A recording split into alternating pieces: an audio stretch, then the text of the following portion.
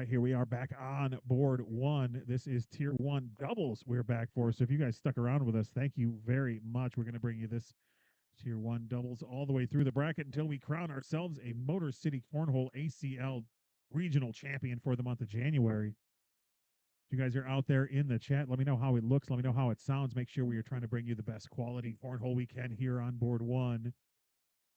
First up, we got Mike McClanahan and Jordan White versus Jeremy Schermerhorn and Steve Gray.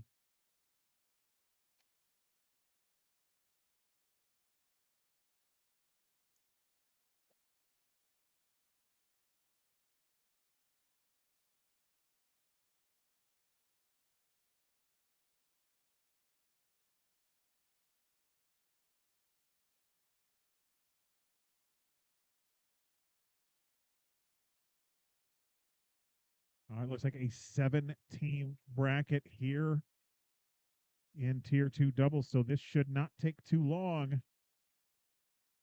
Should be rolling through this fairly quickly, especially with the talent pool that we have here. It's going to be a lot of fun games to watch.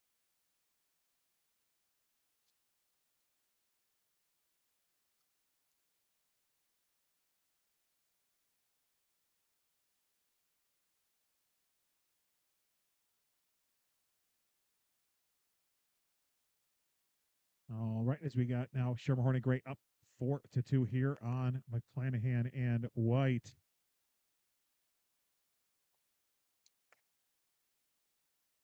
Of course, we just saw Jordan White come in third place there in tier one singles. Got him right back here on board one. We saw Jeremy Schermerhorn during singles there on board one as well. This is the first time to see Mike McClanahan there on the left in the gray on board one today. Of course, we've seen him throw a lot. Another one of our great brothers from Ohio coming up, braving the winter storm today to come play in this regional. As McClanahan going to pick up a couple more there. And then here on the left, again, Jordan White in all black. And there on the left, first time we've seen him on screen today, is Steve Gray.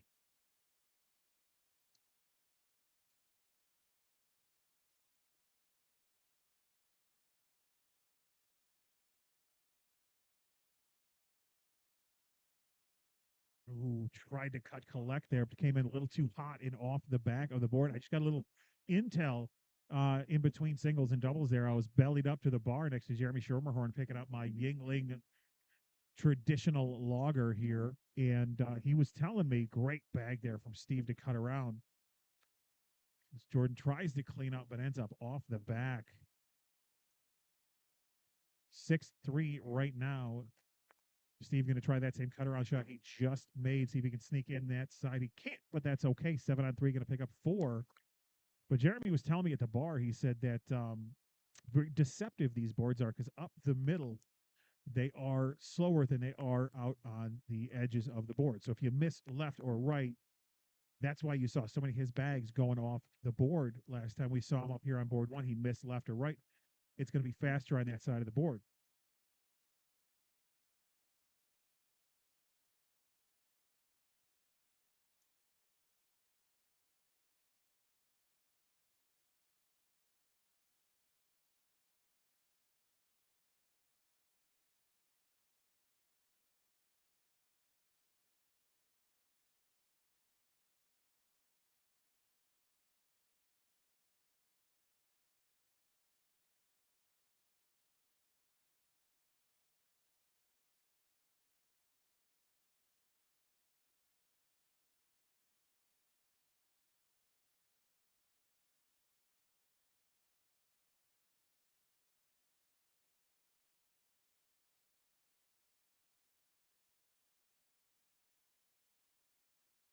Sorry, guys, you guys, working on it here. I know we're looking at some audio, some video, getting a little choppy here. We're trying to fix that for you.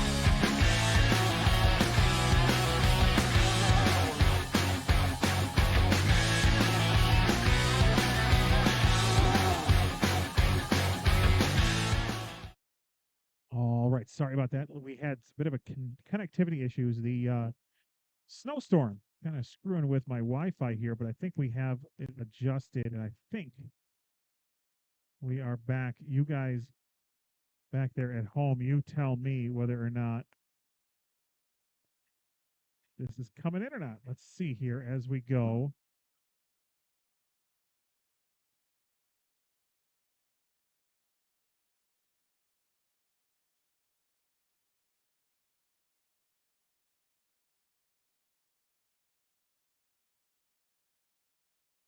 There we go. All right. All right. As these guys have a little conference down here on the right side. You guys let me know back there at home. If you're still watching, thank you for hanging out as we struggle with some connectivity issues here. The snowstorm screwing with my Wi-Fi, but I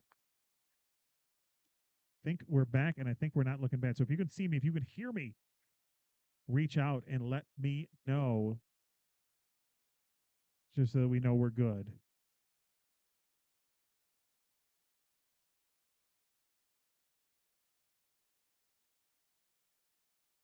As we are here back on court one for tier one double. Still the first game of the bracket. Schermerhorn and Gray against McClanahan and White. We're going to roll with it until I hear otherwise, but I think we're back up and running, looking good. Great collect there from Jordan White. Justin Smith said, looks good. Sounds good. Awesome. Love you guys. Thank you. Appreciate you for that. As we get back into action here.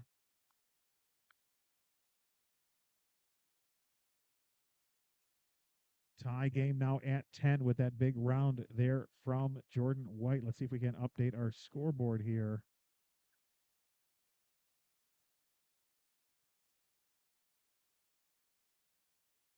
As we get into it here. Oh, there is tier two. There is tier three. There's tier one tied at 10.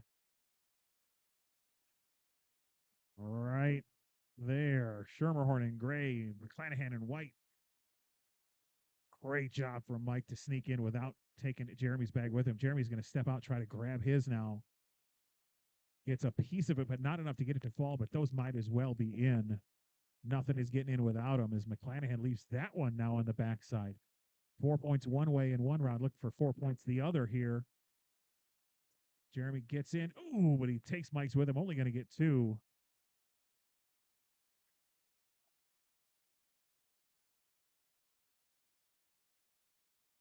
Oof, all right, glad we got those issues figured out. Now we can get back to some cornhole here.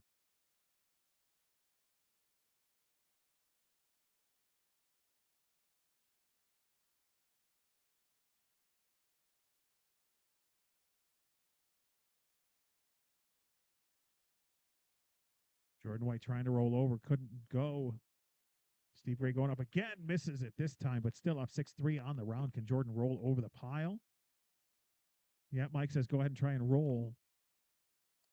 He can get up and over the pile to get out of there with a wash. He said only 7 teams here in the tier one bracket, so we will move pretty quickly here through tier one. And with a short path to the finals, both of these teams looking to get out of here with an early victory, move one step closer. All right, if you guys are out there, make sure you give it a like, give it a share so we can get all these great cornhole players as much exposure as possible. Good cut there from McClanahan. That's normally a pretty easy cut for the average cornhole player. They're going right to left. But that is what is commonly referred to as a backwards cut or a back cut for a right-handed player. Mike being left-handed, that is his natural, more of an easy right to left cut for him. And there is a great cut from Jeremy.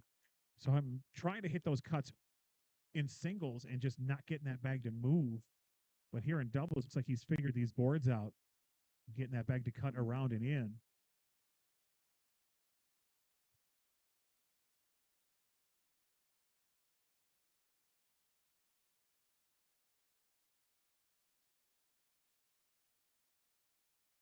Oh, great bag there from Steve Gray. Knock his in and sit there replacing the block. Jordan White's going to sit behind it. I think Steve's going to do the same thing. sitting right behind as well. Not right where he wanted it, a little further right, but Jordan's going to help him out.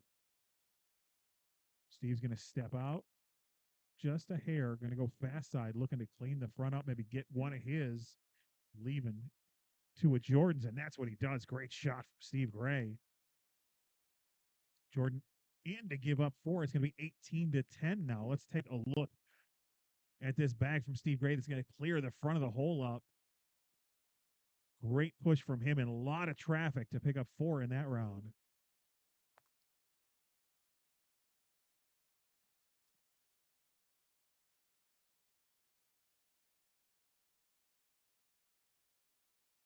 Ooh, Mike tried to cut around that, ended up sitting right behind it, knocking Jeremy's bag a little closer.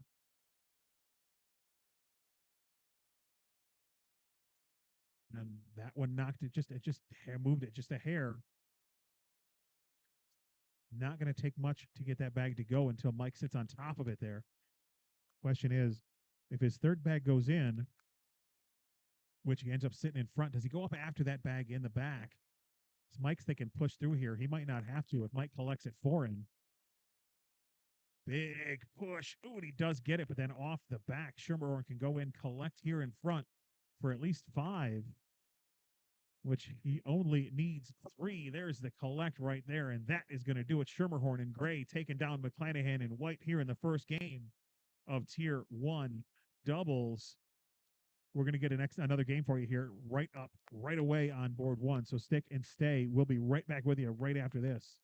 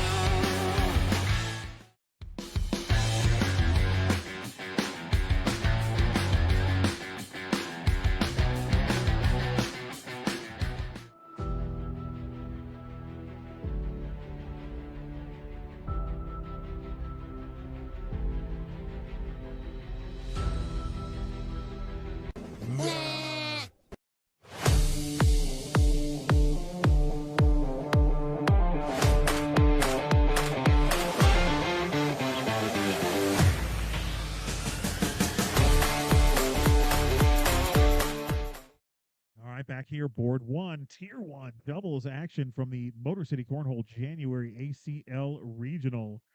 My name is Jason from Waterbag Cornhole, and we are bringing you live doubles cornhole action all afternoon, or at least as late in the afternoon as a 17 bracket can take us. Next up here on board one, Jack McKinney, Jace Fletcher versus Alex Weaver. and Ethan Freeman. Just about everybody on this board I've had on the live stream before. First time I've seen Ethan on the live stream. So excited. Always excited to see new faces here on the live stream. Thank you, everybody out there watching and sharing and liking the posts. We really appreciate you, and we couldn't do this without you. We wouldn't do this without you. As there is our bag spin there. We're going to start down here on the right side, and on the left there in his ACL Pro jersey is Jack McKinney. On the right, Alex Weaver in his blue and white Caddyshack Cornhole Customs jersey.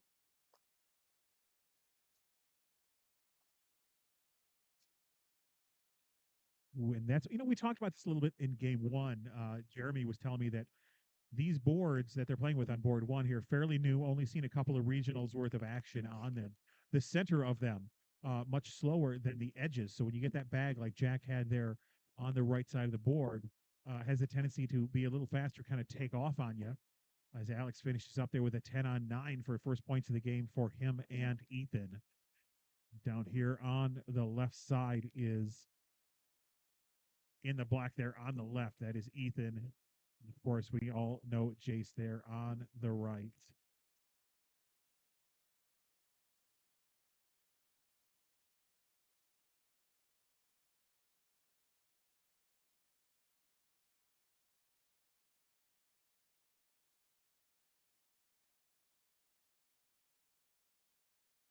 A good finish from both players, but that's going to be two more for Alex and Ethan.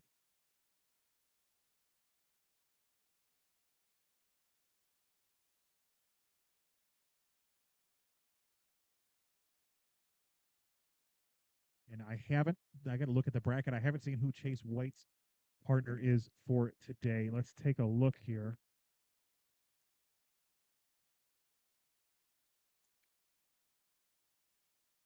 Oh, Chase White with Zane Croats. That could be a good team. But I think the team to watch right now here in doubles is this team up on board one. They might be down 3-0 in this game so far, but Jack McKinney and Jace Fleischer, in even in a tough field like we see here, are, I think, in my mind, the favorites to take home the doubles championship here in Tier 1.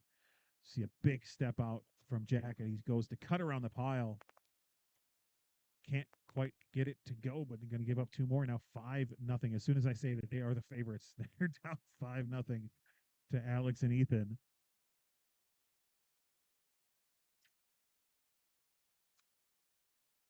Great rollback. I tell you what, I could sit and watch Jace Fleischer throw rollbags all day long. There's certain things that just make you smile. And a Jace Fleischer rollbag is one of them for me. Is Ethan bangs a great airmail over the pile, and there's another roll from Jace. Ethan tries for another airmail, comes up short. Jace thinking push through. Jack tells him they're going to bunch. You better roll over the top. He does just that. Ooh, but a little too hot. Does not quite fall, but still going to pick up the first points of the game for Jack and Jace.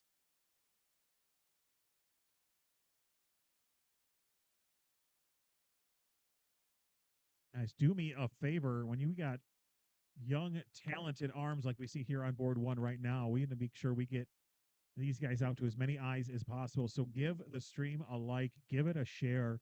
Let's get these kids out to as many eyeballs as we can so everybody can see the talent we have here in Southeast Michigan, in the entire state of Michigan. I say again, I've said it before and I'll keep saying it. I will take the top 10 here in Michigan against the top 10 from anywhere else in the country, and let's have them battle it out. And my money's on Michigan to take it down. Jack in for a 12. Alex finishing up, giving up 5. Could have been much worse with that bag off the back. Let's see if we can get our scoreboard back up here as Jack and Jace now in the lead 7-5.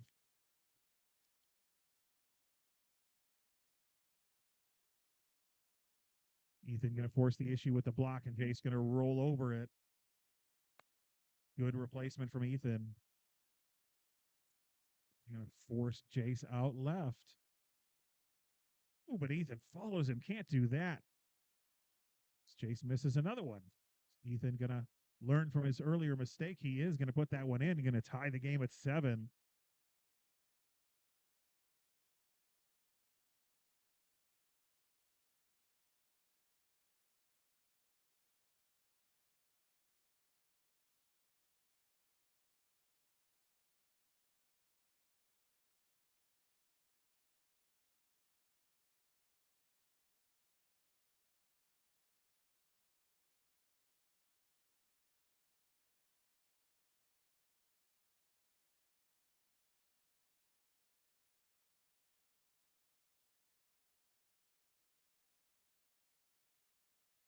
Alex, two misses right. Big opportunity for Jack to pick up four. And of course he does, because that's just what Jack McKinney does. Give him an opportunity to score, and he is going to take it. 11-7 now.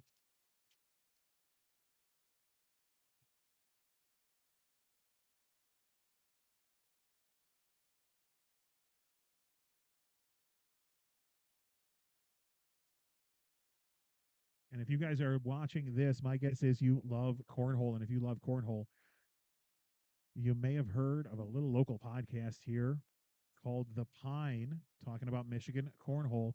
I've been invited on as a guest. I'll be on. As a matter of fact, I'll be recording an interview a little later today, so make sure you look out for that episode next week and go check out all their past episodes. Great voices here from the state of Michigan about cornhole. I'm looking forward to it. Can't wait. Excited. Coming from a podcast background myself, I did got almost a decade of podcasting back before everybody had a podcast. So in the early days of podcasting, my buddy Steve and I sat around in his basement and talked for years about absolutely nothing and had a blast doing it. I love podcasting. I miss it. I'm glad to be back into the podcast world with my interview this afternoon with Chris over at The Pine. Make sure you guys check it out. Ooh, Jack misses his last bag there left. Gonna give up a couple.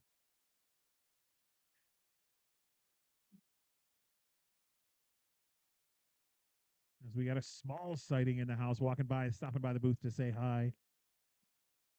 Yo's Cornhole sponsored player, Dave Smalley. There's that first bag timeout we've seen so much here today, becoming more of a regular thing, especially with the younger players wanting to take a breath and collect their thoughts and oh, it looks like the placement of the scoreboard is driving Jace nuts. It's apparently that's been bugging him, and so he's going to go down and move it just a little off center. Maybe it's in his eye line.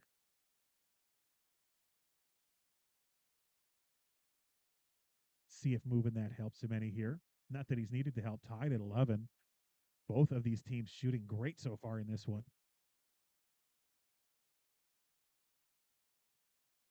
There's that Jace Fleischer roll. It's just so beautiful to watch. One of the best looking roll bags in the game.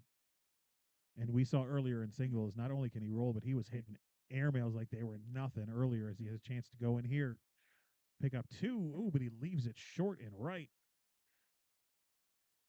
Ethan, after that miss off to the right, happy to get out of there with a wash. As the games progress through, let's readjust our scoreboard. As you can see, let's see what we got. Hilly and Caleb down to Maya and Don in that one there. But let's get back to the game we are watching here. As Alex tries to cut around, gets the bag hanging to fall, but the one in his hand sticks up there on the right. Does he go and get it with his fourth bag here? It's hanging pretty good. Should be able to collect it if he hits it right. Does he go after it? No, he doesn't. He's just going to go in, give up his 2 points, and move on to the next round.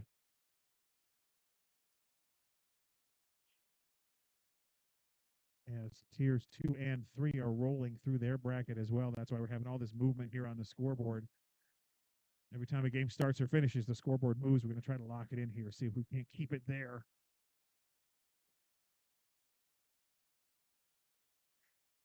Ooh, Ethan misses that one off to the right. That's the same spot he missed it last time he had the bags. He was able to get out of that one with a wash.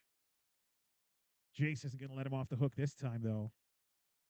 That's going to be two more for Jason Jack.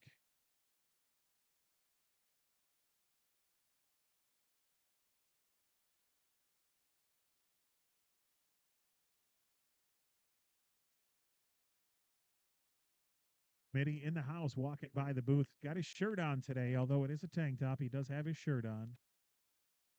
It's a little too chilly in here for him to go shirtless in the regional. Good replacement from Jack. Alex with a little bit of a step out. Going to go after that bag on the left side. And oh, what a bag from Alex to collect that one on the left side of the hole. And Jack misses with the collect off to the right. Ethan and Alex looking to get a couple of points here. Whoa, but he leaves that one right. He got the one on the left. Does he go after the one on the right? Pick up 4. If he does, just go in for 2. Looks like he's just going to go in for 2. No, he misses that one left. You can see hands on his knees. He can't believe it. Golden opportunity to pick up points against Jack, and Jason leaves it on the table.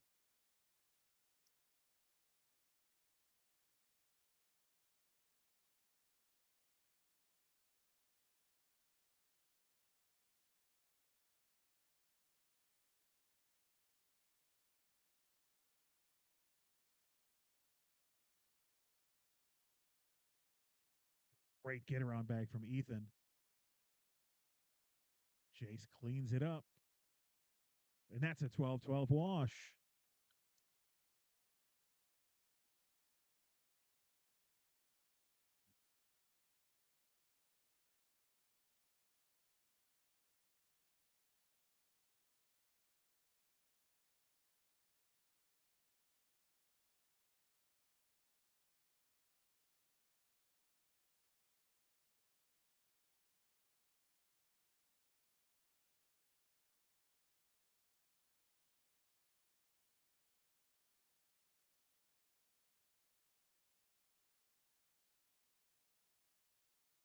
Jack trying to cut around, ends up bouncing off the pile and off to the left.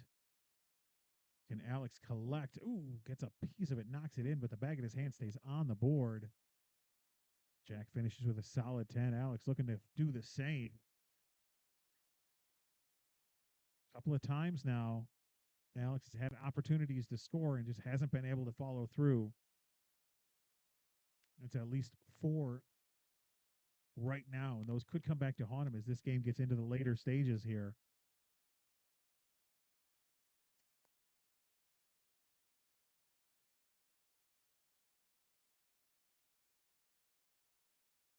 Even missing that one left. The last couple of misses from him been on the right, but Jason's going to help him out there. Sits on top of it, moves it closer to the hole. Easier to collect as they pile up in front now. What a bag from Jace. Up and over. It doesn't fall, but it will. If anything's going to fall, that one will. Nothing will, though, but they will pick up 2 more. Jack and Jace up 17-11 in this one.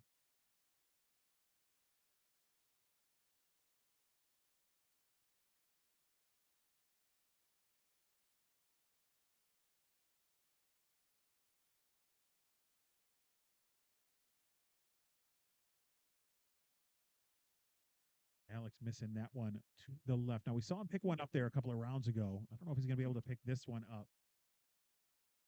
Looking down for advice. Ethan tells me he can go after it or just block behind. Looks like he decided to go right through. He's got 2 bags left if he wants to go over and try to get that one. But Jack's going to make it hard on him, putting that block up there. Big step out from Alex. He is going fast side. Going to go after it a little bit here.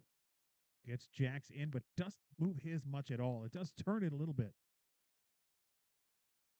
But now Jack leaving that one. Going to make it impossible for him to get it. But giving Alex the opportunity to go in for the wash, and that's what he does.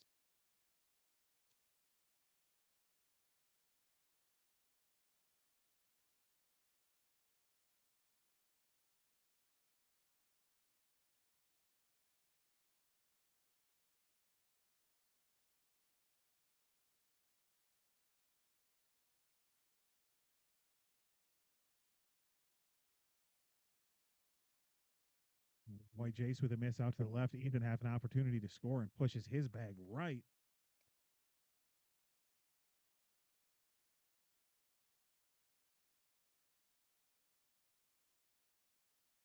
Ooh, and now instead of picking up 2, he's going to give up 2. Going to put Jack and Jace on 19. And just in the last few rounds, that's 6 points that Alex and Ethan have left on the table.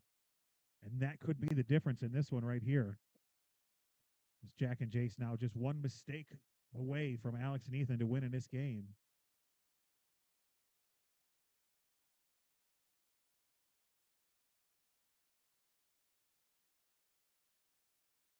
Good bag from Alex to get around, but he does move Jack's bag closer to the hole. Jack moves it a little closer himself. Going to go fast side here, clean up everything if he can. There it is. What a bag from Jack McKinney to finish up the round. And ooh, I thought Alex was going to leave that hanging. I think everybody else did too, but it did fall.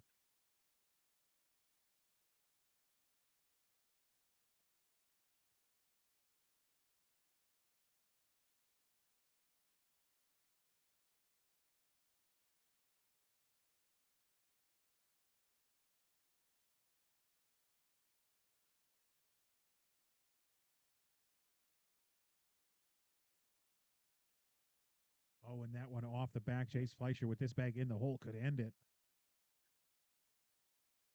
Rolls up and over and gets in. Now Ethan has to be up and drag that bag that's hanging in the hole.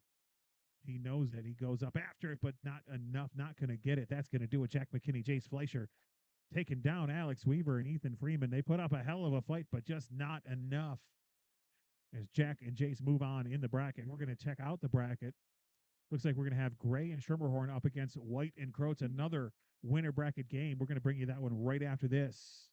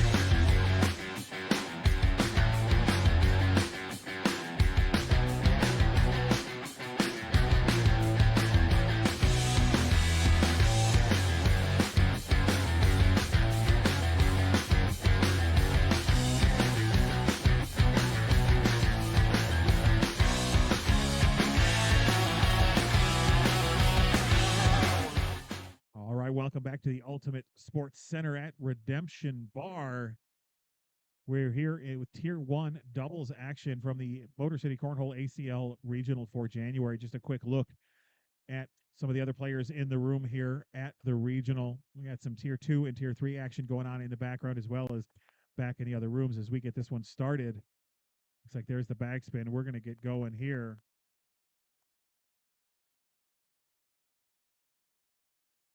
I'm going to start down here on the left side as the camera works its way back to the board. And we have Gray and Schermerhorn against White and Croats. And we just saw Steve Gray and Jeremy Schermerhorn up here a couple of games ago. They are back, and for the first time in doubles. Matter of fact, for the first time today, we see there on the right in the beanie, Zane Croats partnered up with our Tier 1 singles champion, Chase White. And they are going to pick up the first points of the game against Jeremy Schermerhorn and Steve Gray. And of course, there is Jeremy there on the right in his Bush's Best Baked Beans ACL Pro jersey. On the left, your Tier 1 champion in singles, Chase White.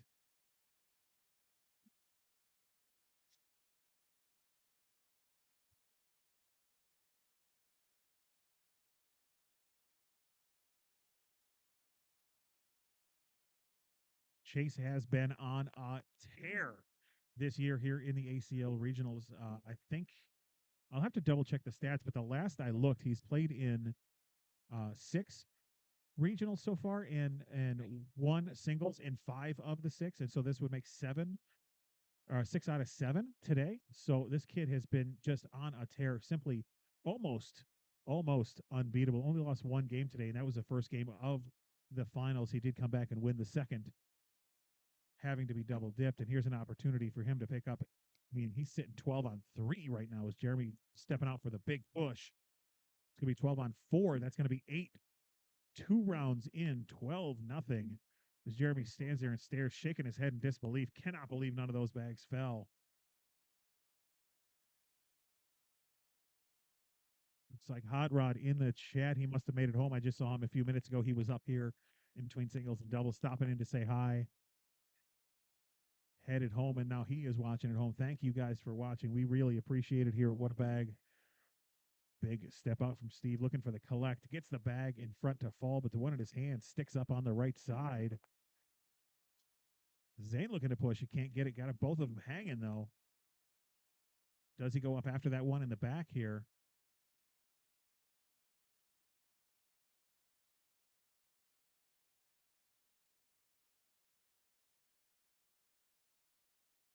He does go up after it. The bag in his hand falls, but he does not get the drag. As Jeremy sits on the back, and that is going to be an 8-8 wash.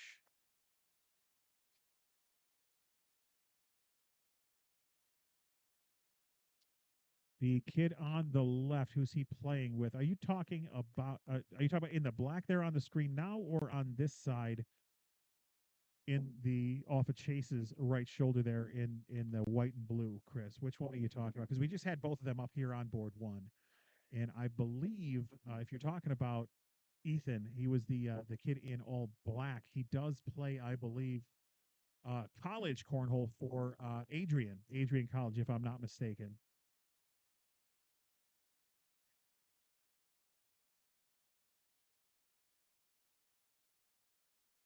Off Chase's shoulder. That's Alex. Yeah, we just saw him up here on board one, and so it wouldn't surprise me. He's a great player. Wouldn't surprise me if you've seen him as well. Oh, great bag from Jeremy. Got one to fall, couldn't get the other. How hard does he go after it? Does Chase knock it in here for him? Let's find out. No, Chase is going to bunch everything up in front. Jeremy's going to go fast side, just try to clean everything up in the front, pick up a couple of points. There it is. Much needed points as well. Yeah, well, I mean, they're I'm telling you, man, tier one here in Michigan, they're all good shooters. They are all good shooters here.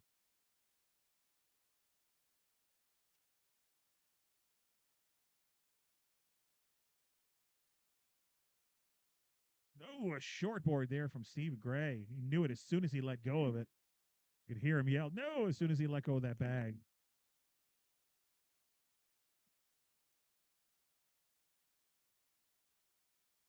Good bag there from Zane to sit in front, going to force Steve to step out. He is going to go slow side, little cut collect action here. If he can make it go, ends up with a roll. I don't think it's what he wanted.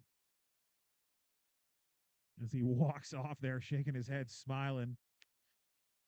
Now, yeah, it, these guys are fun. It works so as Zane knocks his in. Going to pick up 3 there for Steve. And Jeremy Steve walked over and goes, should have flipped it. Should have gone fast side there. That's the great part is as much as a lot of these guys take these regionals seriously, when you get guys like Steve and Jeremy that have been in the game for so long and they've played so many of these high pressure games, they've played in bigger tournaments than this, they've been on TV more than just the stream, they've been on national TV. You know, they know the pressure, they have fun with it, which is always a great time. Tell Zane to take the head off. It's messing with his game. Well, I mean, they're up 12-5 right now. He did not have a great round last time, but if it gets to the point where Steve and Jeremy come back, I'll whisper in his ear, tell him, hey, take the hat off. For now, though, with Chase as a partner, you sit back, get the bags back to Chase, let him do all the hard work, right? That'd be my plan if I had Chase as a partner. Just do my best to get the bags back to him and let him do work, as Jeremy's finding himself in another bad situation here.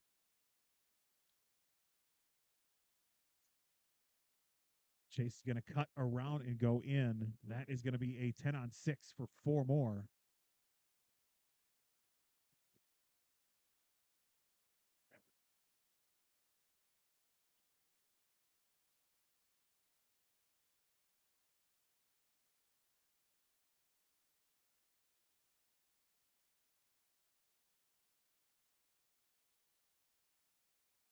Absolutely let Chase cook. Are you kidding me? And when Steve Greystone bags off the back of the board, Zane doesn't have to work all that hard down at this end.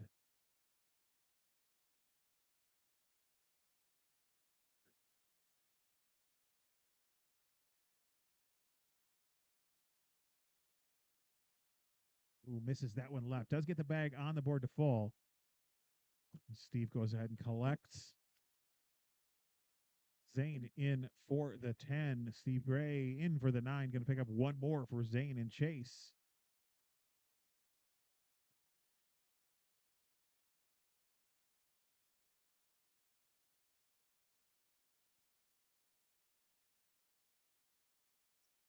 Jeremy got to watch out here. He's given up a 6 and a 4 from this end. If he does either one of those things again, it's going to be game over. They're going to be heading down to the elimination bracket. As this is still the winner's bracket.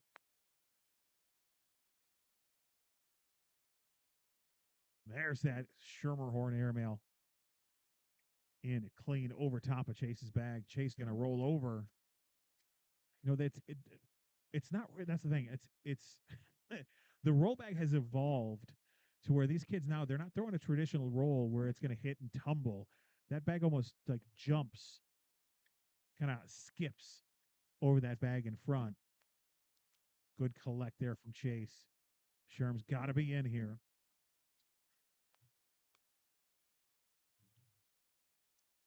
Ooh, almost left it hanging, but it does fall. Keeping them alive in this one, but down big. As we go to the other end and see what Steve and Zane can do down here.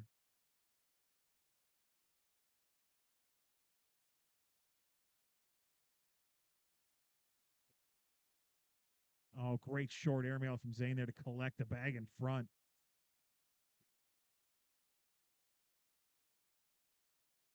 See that big smile on his face. So happy he made that shot. Not sure if he was attempting that or if he was just trying to go in clean, but he caught that one in front and brought it in with him.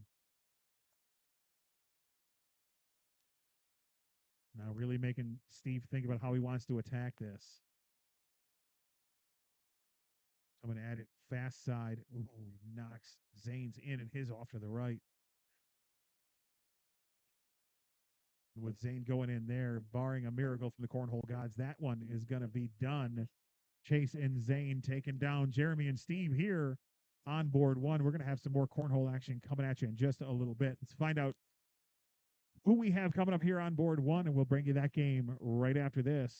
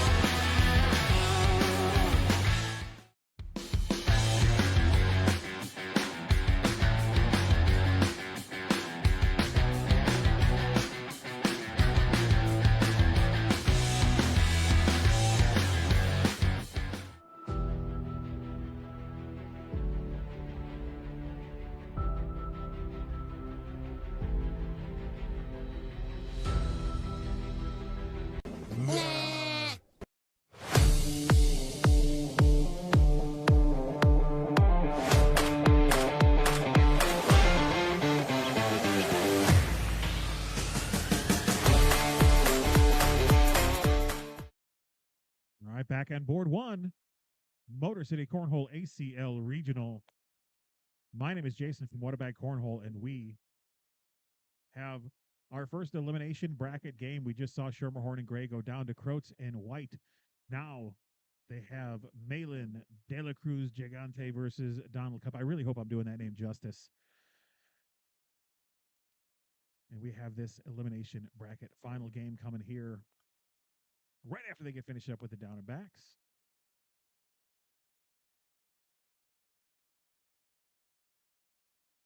As if we look at the bracket, we already have the winner bracket final set. That is going to be Chase and Zane versus Jack and Jace. We're going to bring you that one next after this. And again, only a 17 bracket. It is going to go fast.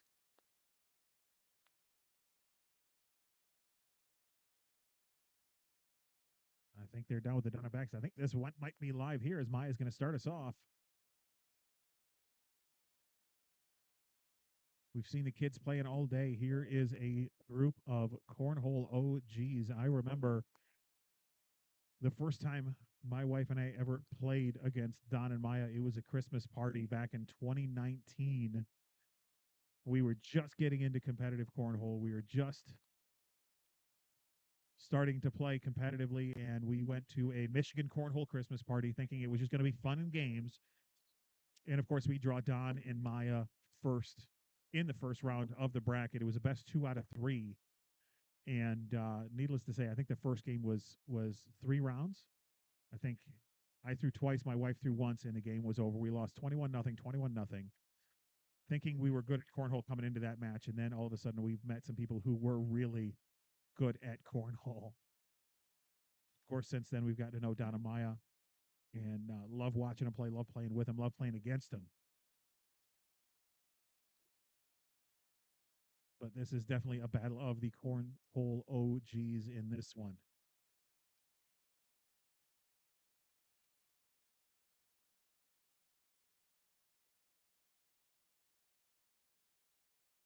Here's Jeremy's fourth bag off to the left. Don looking to go in, pick up 4 to start this one off. There it is. And, ooh, Jeremy's bag finally does fall. Only going to be 2. These guys have been playing with and against each other for a very long time. But this is what cornhole used to look like. Back before the crazy, shots, before the penguins, before the bar of soaps, before every other bag was a roll bag. This is what cornhole used to look like. Blocks, pushes, and airmails. That's what cornhole used to be all about. Nice airmail there from Steve Gray, able to collect his sitting in front of the hole. He says, hey, Zane showed me that. And if you watched our last game, you saw Zane hit that shot against Steve. Dude, that one is going to go off the back. And again, it's that the right and left sides of these boards, I guess, from what I've been told, are much faster than the middle. So if you miss off to the side, yeah, you run that risk of going off. Trying to decide here, do I go in? Do I not throw this bag at all? It's a wash right now on 6s, and those bags are 2 of the 3 of them are about to fall.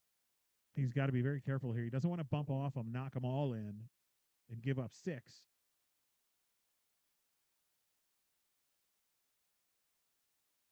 He's stepping back in. He's going fast side. He's going hard at it. Nope. He's just going to try to land on the board. Ends up short.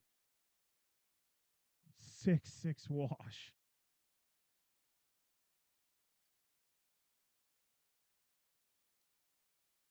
It looks like Don threw that bag down on the board, and one of Maya's bags fell. So I think Steve might be lucky he didn't hit the board there. Came up short.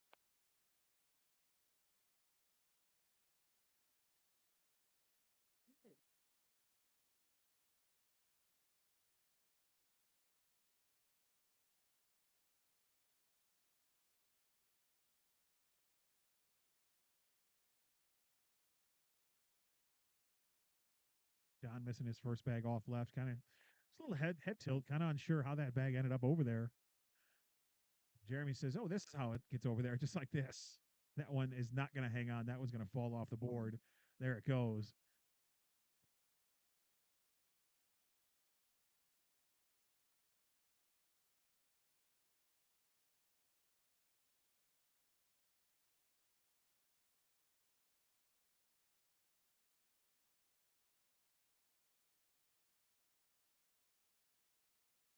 Don in for a 10. Jeremy off to the left for a 7, going to give up 3.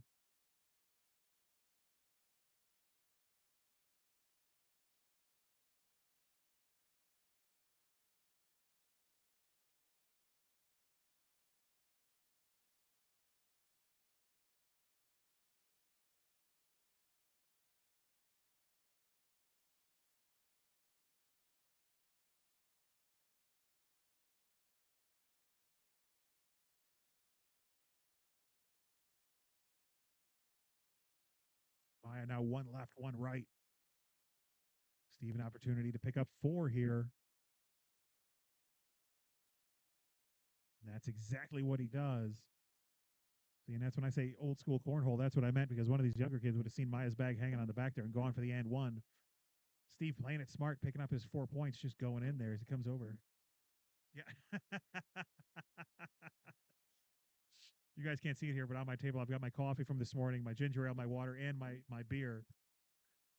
Steve comes up and says, "Oh man, I thought I had a drinking problem." Well, I mean, you still might. I don't know. It's only my first beer of the day. Can't pass up the opportunity to drink a Yingling when I can.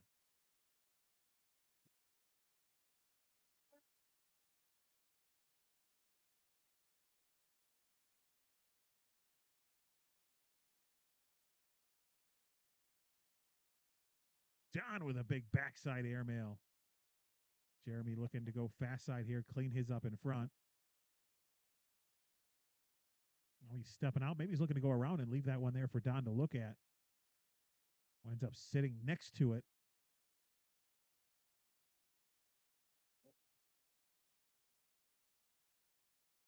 Don going up again.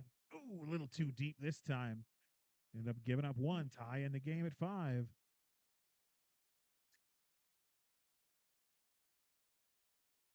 Maya looking for a little board straightening down at the other end. There it goes. Looks good on screen. Looks good to me. Looks good to her. So we get this one going here. Winner of this. As we just had another elimination bracket game finish up over on board 2. Let's take a look at the bracket. Winner of this is going to go on to play Mike McClanahan and Jordan White in the elimination bracket semifinals.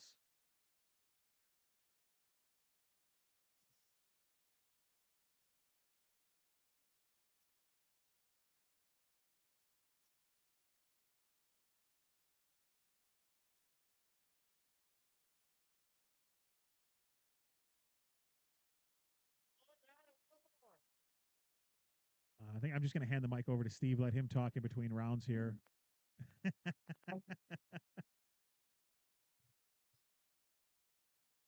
yeah, no. Absolutely. Board's a little close there on the left side. And Jeremy's afraid if he stands there, there's another player right behind him and they want to run into each other and accidentally, screw somebody else's shot up. Good bag there from Don. Knock in Jeremy's and leave his hanging there.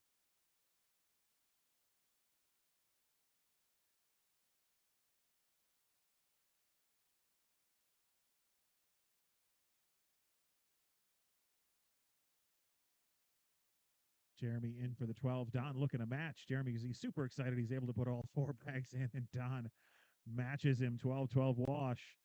You can see there on the left side, just behind Jeremy there, you can see that young lady throwing right behind him. She stands, both of them, she stands very close to the back of the board before she throws, and he's afraid if he stands back there. That's why he keeps walking away and coming over to see me between rounds. He stands back there. He doesn't want to be in the way while she throws. Which can be absolutely be a problem. And you can see when Don lines up, we go back down to the other end. You can see he starts actually behind the board before he gets into his throwing motion. He takes that big step before he releases. So you always got to be careful and be aware of what's happening behind you. You don't want to run into anybody. Maya goes up for the airmail drag and misses, bounces off the board. Jeremy and Steve picking up 5 more.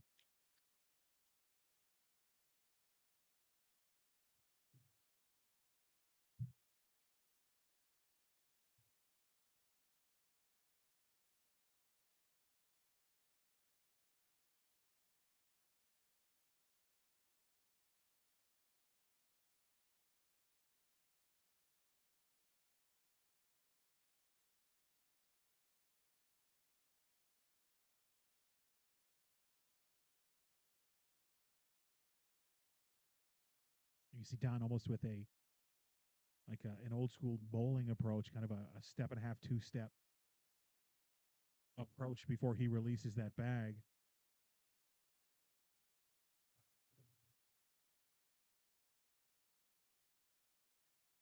I said it, if you guys watched the broadcast at all last weekend, I said it a couple of times last weekend. Don, the after a tournament sitting around the bar with Don drinking beers, had one of the best pieces of advice that I've ever received here in the game of cornhole. And it was very simple.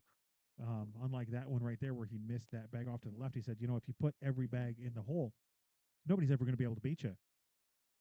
And, that's just a statement of, I was big into, and I still am, I love a good block game, a good dirty board, messing up somebody's game. But he says, why bother with the blocks? Just put the bag in. Just go in, go in, go in. If you put every bag in, you can't lose. And very smart piece of advice. Unfortunately, I'm not good enough to put all the bags in every time like some of these great players out here are. So that's why you got to have those blocks.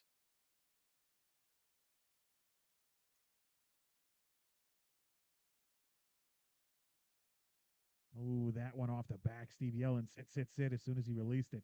He knew that one was too far right and gone. He's looking to cut around Maya's bag here to try to save the round. Ends up sitting in front of it. Does Maya go through it? Does she go up? We saw her go up last time she had the bags. Sticking with the slow side. I think she's going up after this again. This time she hits it with the collect for 5.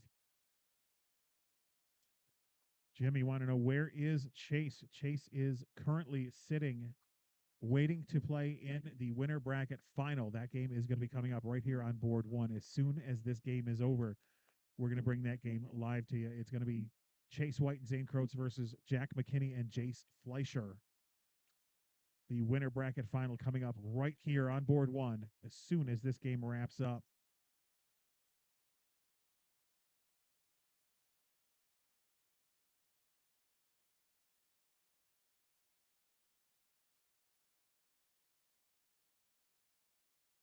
Ooh, and now Don with one off the back and one hanging off the back. There you go. Jeremy thinking Jeremy will collect and 1. Steve tells him, just relax, go in, see what happens. And then he misses one off the back.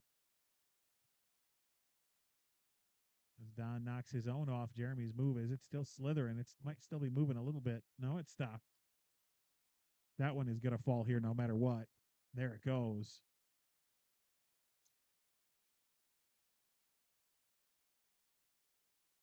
And Don misses that one to the left. You can see not happy with himself after that miss. On for 3. Does he try to cut around this and get in clean?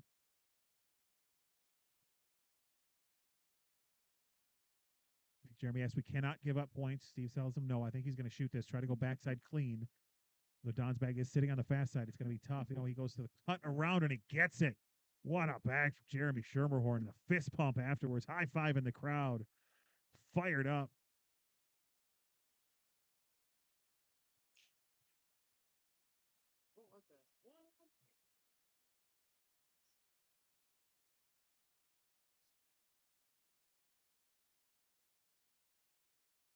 All right, Jeremy and Steve now sitting on 20.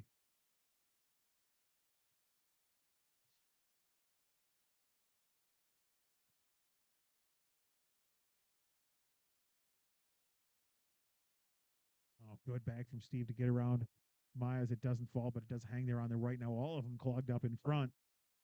He's going to bump into the pile. A little step out cleanup here for Steve Gray. He could go. Last time Steve threw one on the slow side. He ended up rolling over the pile instead of pushing. Now they're arguing over which side they're going to throw. What he decides to do. He is going fast side. Looking to go in and collect both of those bags hanging on the right. Gets one to fall. The rest bunch up.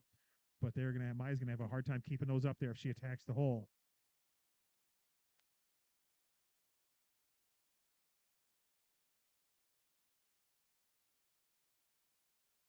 Maya attacking it pretty good. Oh, and Steve's falls and hers don't. And that is going to do it. Steve Gray And Jeremy Schermerhorn taking down Maya and Don here in the elimination bracket. That's going to do it for them for today. But Steve and Jeremy are not done yet. Meanwhile, here on board one, we're going to bring you Jack and Jace versus Chase and Zane in the winter bracket finals. We'll bring you that one right after this. Stick and stay. We'll be right back with you.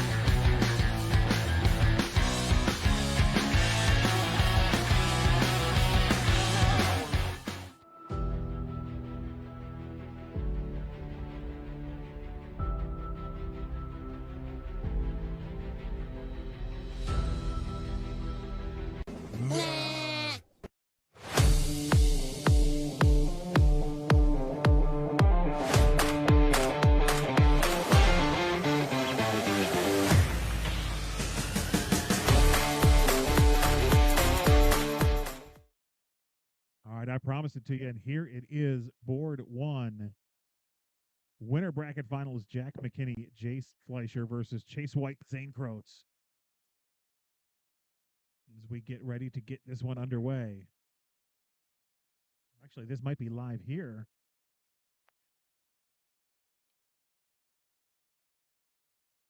And that was live. First points of the game going to Zane and Chase.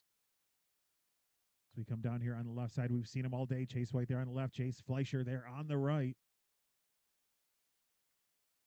I told you I'd bring you Chase, and here he is.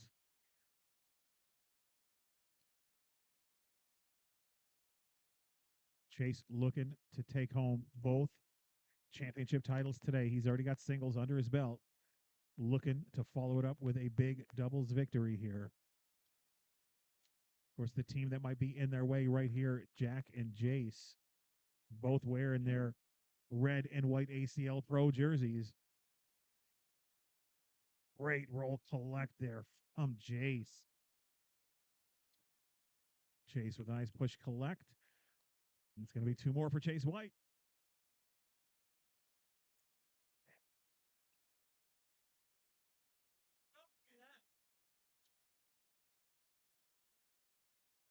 Down at this side on the right, wearing the beanie, that's going to be Zane. On the left in his ACL Pro jersey is Jack McKinney.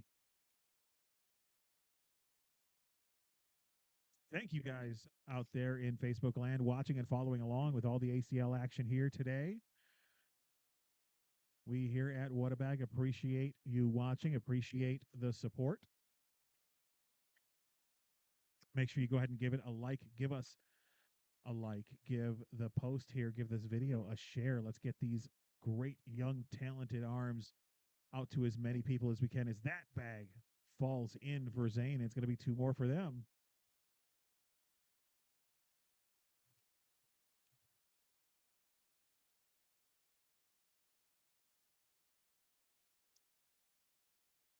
And of course, we here at Whatabag are bringing you all of the MotorCity Cornhole ACL regionals for the rest of the season.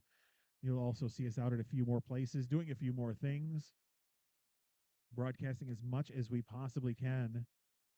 I absolutely love doing this, and I couldn't do it, and I wouldn't do it without all you people out there at home watching, especially during a snowstorm today. You guys decided to stay home instead of come out.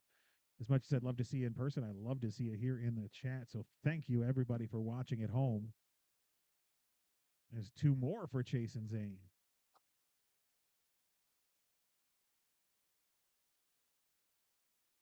Taking a quick 8-0 lead. This is, of course, the winner bracket finals. The winner will go on to sit in the king seat. The loser down to the elimination bracket to play in the third place game and a chance to come back up and play the winner in the finals.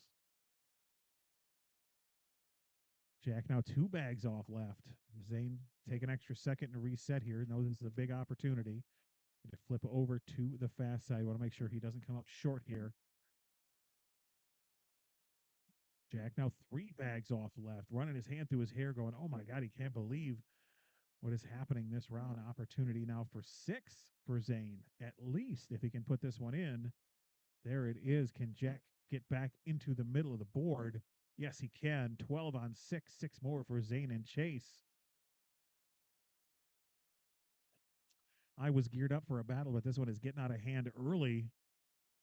Let's see if Jack and Jace have it in them to make a bit of a run here. Chase and Zane not making it easy on him.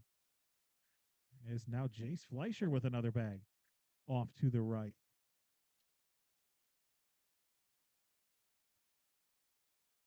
That roll back up and over. It doesn't fall, but it will if before anything else does.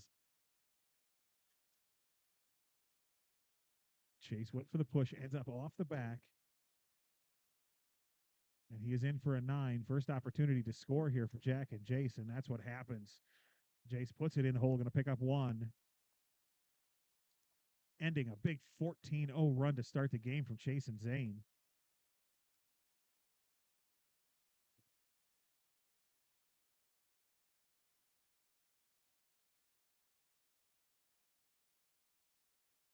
Now Jack again with the case of the lefts here on board 1. Is 4 out of his last 5 on the left side of the board, 6 out of his last 7 on the left side of the board.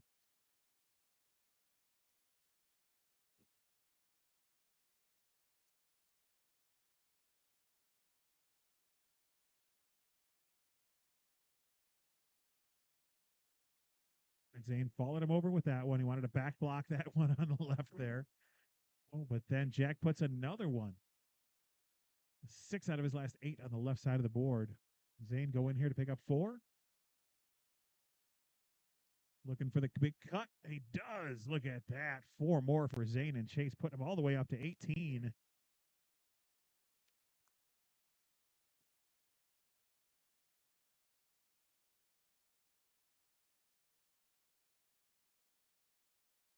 I don't know if you guys can hear the music playing in the background or not. Fairly certain there's at least 2 different songs playing at the same time. Either that or it's just a really bad remix. Chase shaking his head. Can't believe that bag did not roll the way he wanted it to. Chase looking for the big push here, coming in hard, fast side. Ooh, ends up off the back with his own. Same thing he did last time, but he did get almost everything in front to fall. Can Jace collect that bag there on the left?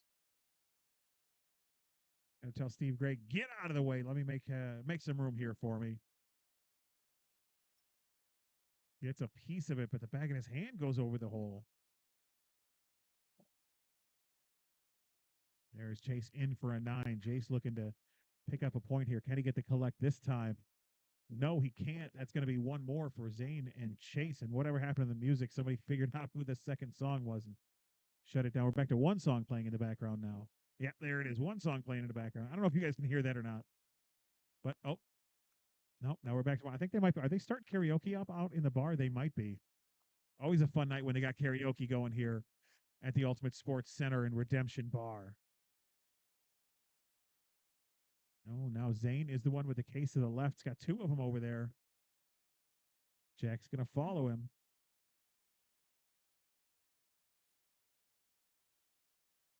Zane with the one shot that I can never do, and that is a fast side block. Jack cuts around it. Zane looking to clean up. Ends up getting one, but not the other. Jack can go in here for 4. It's a 10-on-6. Going to pick up 4 for Jack and Jace.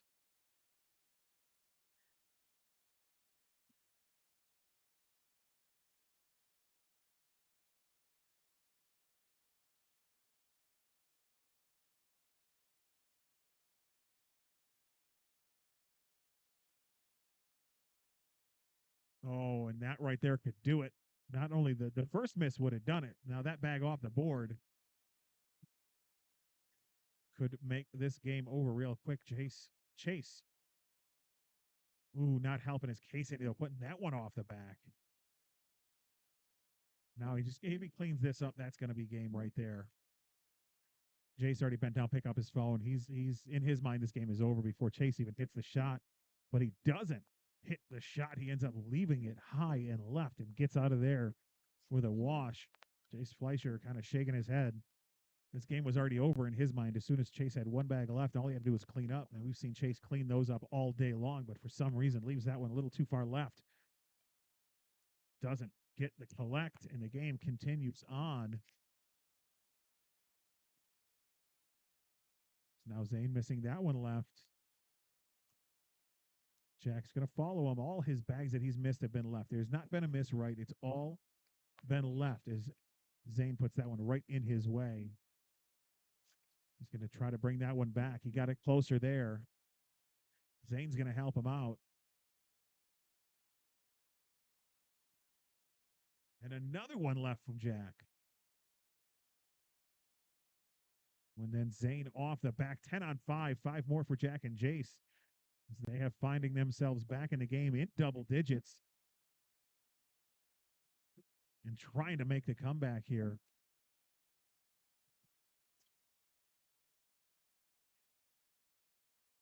And this could be a preview of your doubles tier 1 bracket finals. Would not surprise me at all if these two teams matched up again in a couple of games in the finals.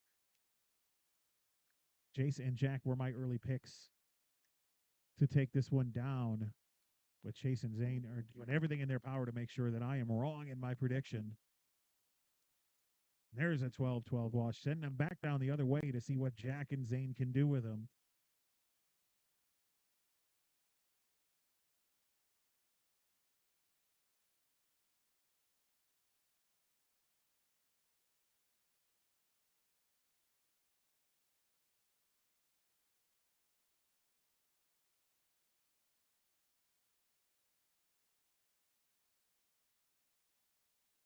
Oh, that bag off the board, hit the ground first and then bounced up on.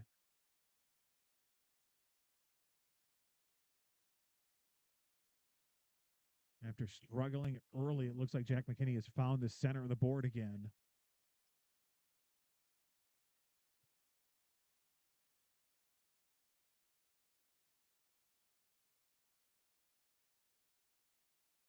Great cleanup from Jack, looking to pick up at least 5 here. If Zane can go in, it's only 5. That's what it's going to be now. 19-15, big lead melting away fast.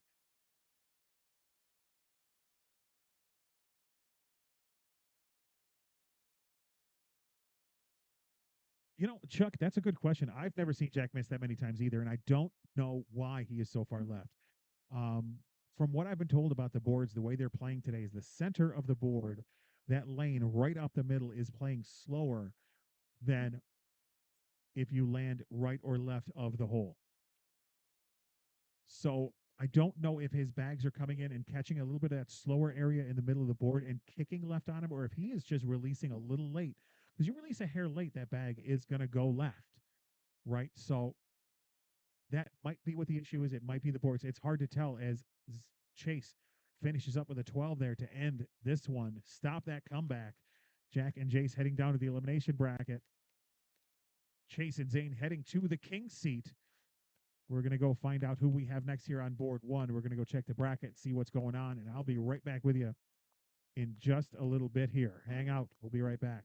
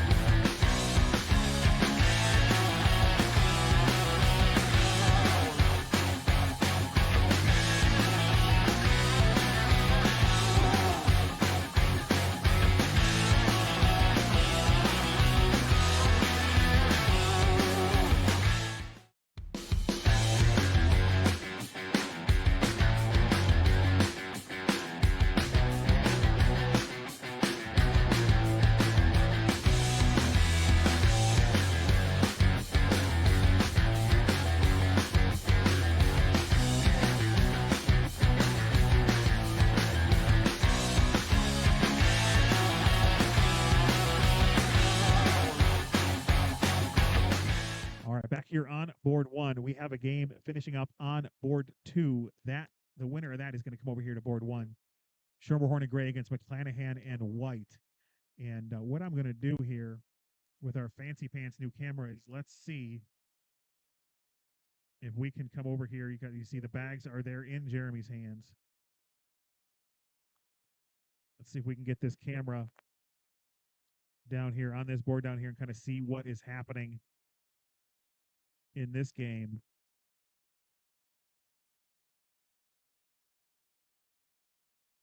We got a bit of a pileup in front there. Schermerhorn and Gray up 16-10 on McClanahan and White. The winner of this is going to come over here to board 1 and play Jack and Jace in the elimination bracket finals. So this is essentially winner goes on to play for the finals. Loser is going to take 4th place here in Tier 1 doubles.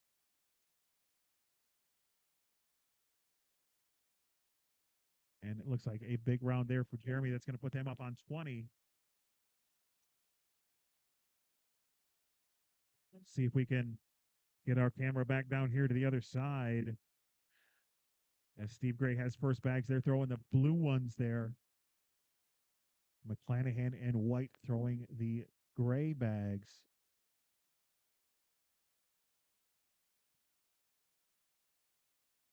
Schermerhorn and Gray on 20, up 20-10 right now.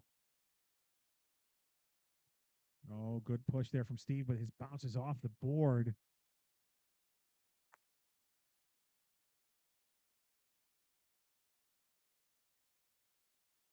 Oh, and it falls. If it had stuck up, that would have been game over. Instead, Mike and Jordan are picking up 1 instead of giving up 1. Let's head back down to the other side here. As Jordan starts off low and right with that block, Jeremy's going to step out. Cut around it and in. Jordan rolls over. It sits in front. Jeremy, I wouldn't be surprised if you see just a back block here. It's exactly what it was supposed to be, but he misses it off to the left. Jordan, big push, but nothing falls. This is the 4th place game they're finishing up right now. Winner comes out over here to board 1 to play in the elimination bracket finals. Going to take a second, take a look at it. Steve's going to tell him what to do. Sits behind it that time, sitting 5-on-3 right now. Jordan goes up, gets the airmail, gets the collect, sitting 8-on-5. Jeremy in for the wash. If he can take one with him, that'll be game. Goes for the push. Ooh, ends up giving up 4. It's going to be 20-15 now. Schermerhorn and Gray up on McClanahan and White. Nope, wrong way. Let's head back down this way.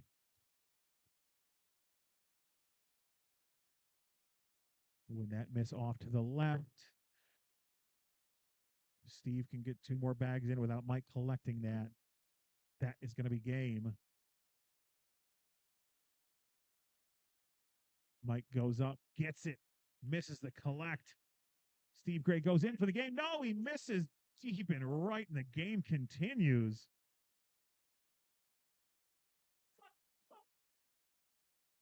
As we head back down to the other side, is bonus footage here on board 2 coverage of the 4th place game as we wait for them to finish up before we can bring them over to board 1. Jordan White with a nice block right in front of the hole.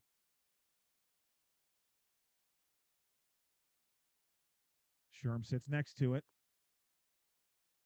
Jordan White's roll misses off to the left. Big push from Schermerhorn. Nice collect in front. Leaves his there for Jordan to look at. Jordan's going to sit behind it. Jeremy now with 2 bags in could end it and move on to the elimination bracket finals. There's 1.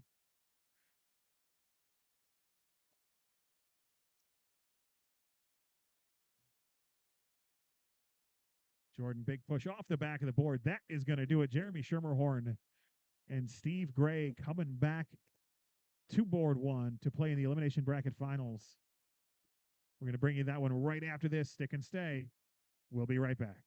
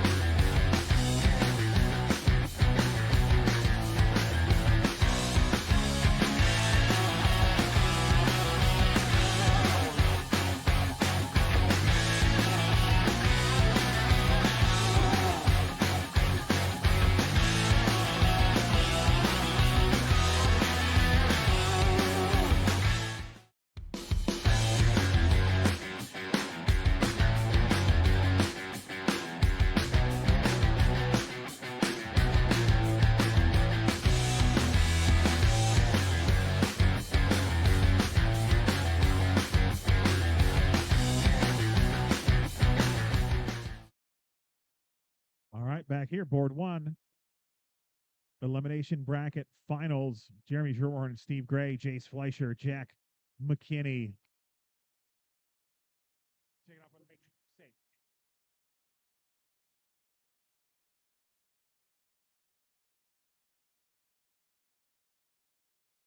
As soon as we get Jeremy and Steve up to the board here, Steve grabbed somebody else's drink off the drink carrier over there, running back to pick up the right one. Oh, yeah, don't do that. Winner of this will move on to play Chase and Zane in the finals.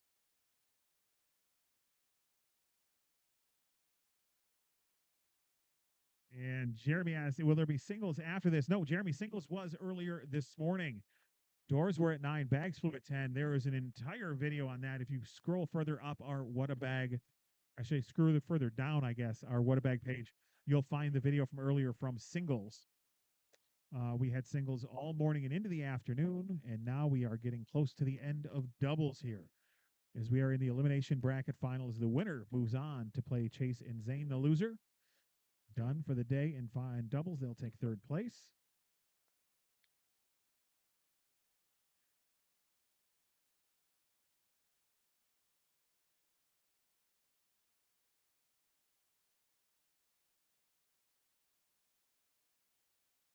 Talked to Jack between games. We saw him missing a lot left in the last game. And Chuck from Throwing to Honor popped in the chat, was asking whether it was the boards or it was him. And I talked to him. I asked him, was it the boards? Or were you just missing left? And you see, Jack, like a lot of younger players, they finish across their body, and if they don't release that bag at the exact right spot, then that bag will drift left on him, and that's what was happening. Jack said his bag was he was just releasing a hair late. His bag was drifting left on him. So hopefully by the end of that game, he did have it figured out. So hopefully this game he can keep it right down the middle, as we're going to start down here on the right. Both of these guys in their ACL Pro jerseys. Jeremy on the right, Jace on the left. And now Jace, maybe it's this side of the board. That's where Jack was standing before, but now Jace misses one left. Jeremy follows.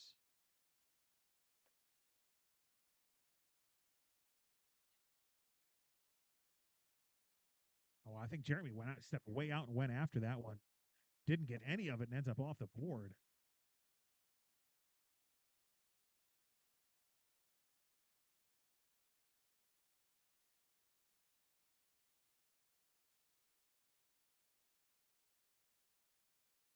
Sits behind Jace's bag. He's going to roll. Gets up and over, but doesn't fall. That's going to be a 6-on-5. First points of the game going to Jack and Jace.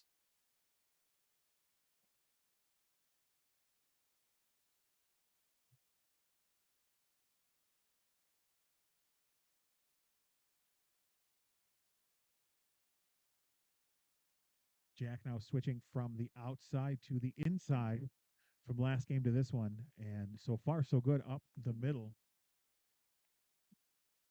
Chase White won singles. It was Chase White against Jace Fleischer in the finals. And Jace did take him to game 2, but Chase White ended up taking down singles here in tier 1 and looking to do the same in doubles, sitting in the king seat right now, waiting for the winner of this one.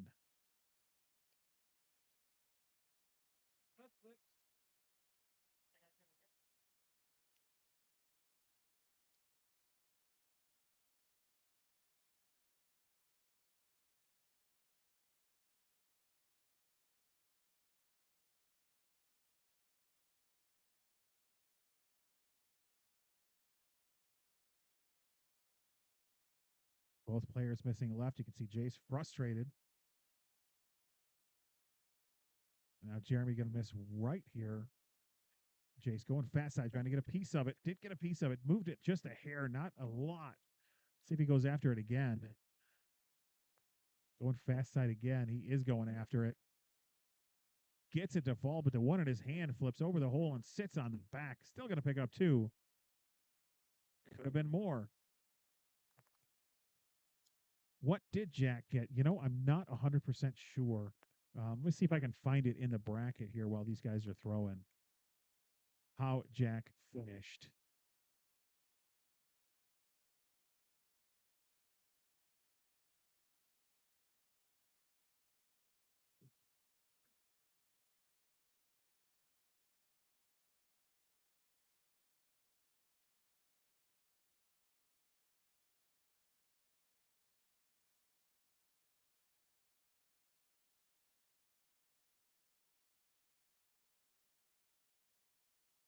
Let's see. Tier 1 singles, they're going to take a timeout here. Tier 1 singles, how did Jack do?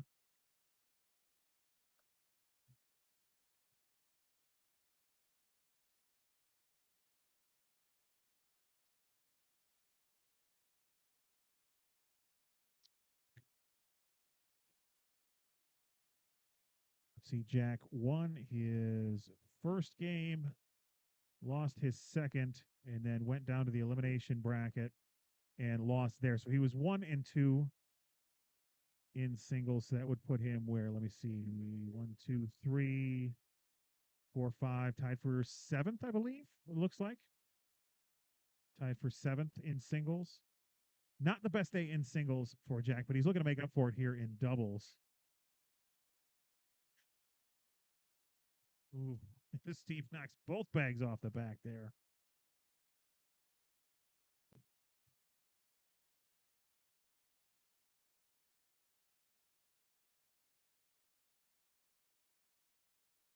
If you guys can hear him chirping in the background there, Steve says they've gotten lucky so far, up 5-1.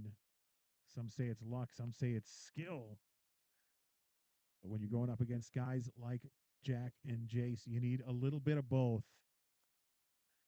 When Jace can hit shots like that.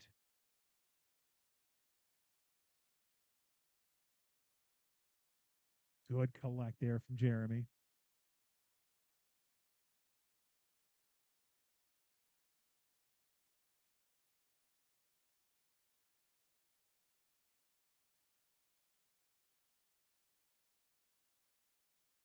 And you know, I did it again. That's like the 4th time today I've gotten the score backwards. Jack and Jace are up 5-1. Here I'm thinking Jeremy and Steve are up 5-1. And that is not the case. I should pay more attention to what's happening right in front of me, don't you think? But either way, winner is going to go on to the finals. Loser going to take home 3rd place here.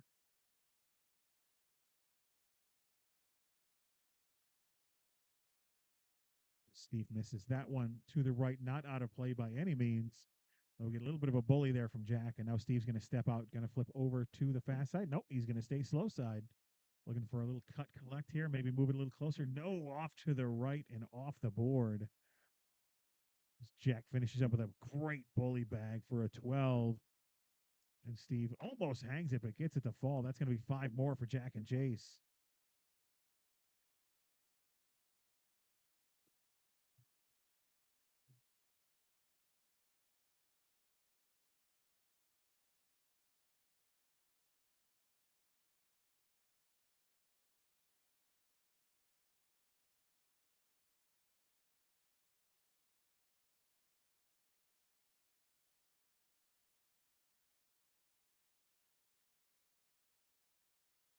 Double clutch from Jeremy there, always making sure that bag is sitting right in his hand before he lets it go. And that one hanging there on the right side. Jace able to get around it.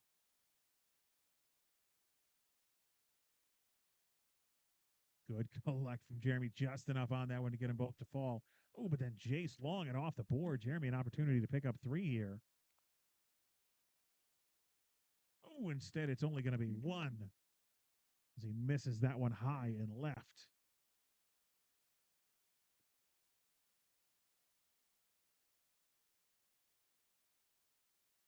You got to take advantage there. Jace Fleischer does not miss bags like that very often. When he does, you have to take advantage. You got to get all three of those. You can't just get the one if you won't expect to stay in the game. As now Steve has one left. And Jack follows him over there.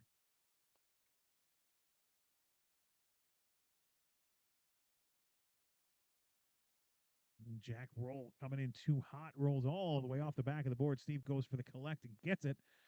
Now Jack looking to limit damage here, going in only to give up 3. That's what happens. 3 more for Steve and Jeremy.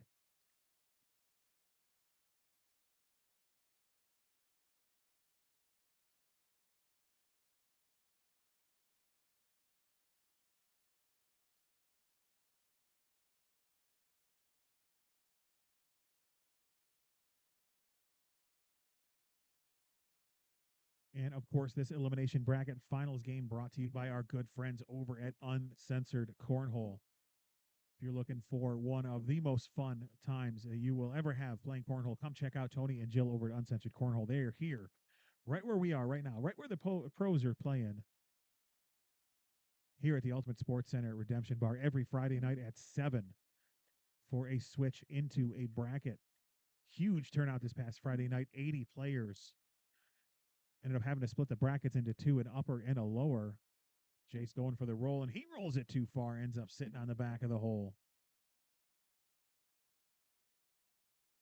And from what I hear, they will also starting to run Saturdays up here as well. I don't know if it's going to be every Saturday or every other, but as soon as we get that information, we will let you know. And of course, check them out at uncensoredcornhole.com and on Facebook at Uncensored Cornhole. You'll find all the information for all upcoming events right there. And I will die on the hill. There is not a more fun time in cornhole than playing with Uncensored. If you have any questions about it, go look at their Facebook page. Look at some of the pictures from Friday night. Absolute blast. Unfortunately, I couldn't be here. I was working, but I was getting text updates from everybody all night long on all the shenanigans as they were happening. Great little cut roll there from Jack to get through that pile. Steve's going to step out. He is staying slow side. Goes for the collect, gets them all to bunch. Jace says, do not throw that bag, and Jack listens. Throws it away.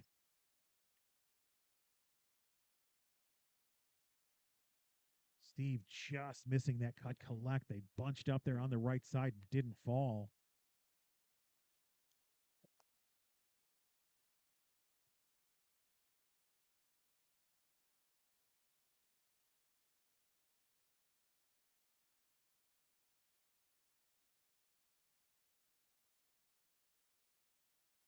Again, Jace, a little too much on that roll bag as it bounces up and off the board. Jeremy going for the replacement, but the bag in front doesn't fall. Jace, another roll. This one goes. Takes Jeremy's with it. A little double clutch there from Sherm as he didn't like the way that bag felt in his hand. Now he's going to go for the slow side push. Gets a piece of it again. Not enough to make him fall. Jace's going to sit behind and make him shoot it. If he wants it, he's going to have to go get it. Can he get one? Can he get them both? No, he's going fast side, looking to clean everything up. Who ends up off the back for a wash.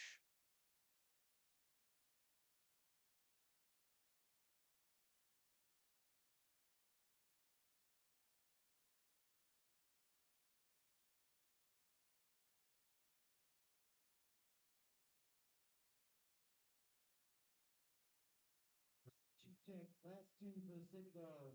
That's another. Steve bouncing off that bag in front, sitting on the left side in the back there.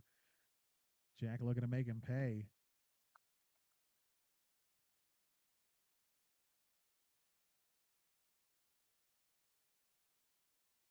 No, Jack in for the 12. Steve missing again left. That's going to be 4.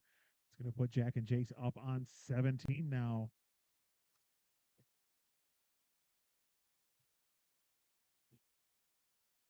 Fair enough.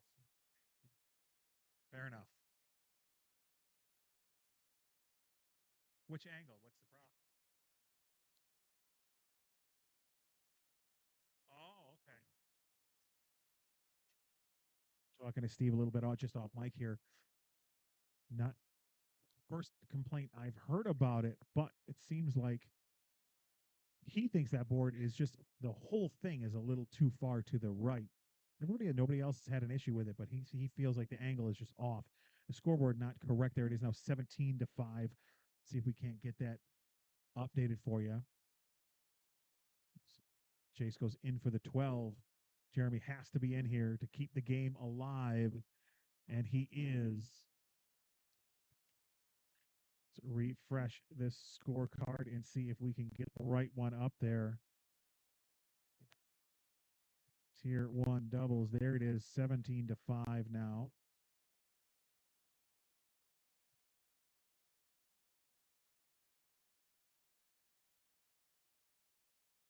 Jack goes to sit behind, becomes a little light, and ends up on the left side of the board. Good replacement there from Steve Gray. What a get around back from Jack. Somehow leaving Steve's up there for him to go get himself. In for the 10. Steve looking to pick up 2. Yes, he does. Looking back down at those boards. He's not happy with the setup. He's not happy. He doesn't like the way those boards are lined up. Been doing this all day in singles and in doubles. That's the first complaint I've heard.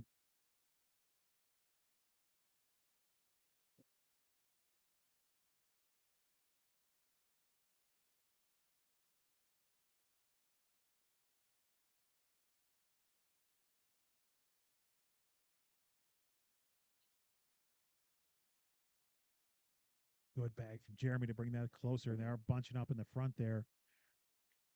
Jace looking to roll, but too far left. Nothing falls. You're going to see a fast side hard coming at it hard and low here from Jeremy. Knocks in Jace's, but his all bunch up in front. Jack tells me to roll on top or just sit behind it. Jace does just that. Sits kind of a little bit of both. Sits both behind and just a little bit of that bag sitting on top of Schermerhorn's. Got to be careful here. If he goes up, you don't want to trampoline off of those. All right, aim for the backside of the hole here. Ends up knocking one of his in.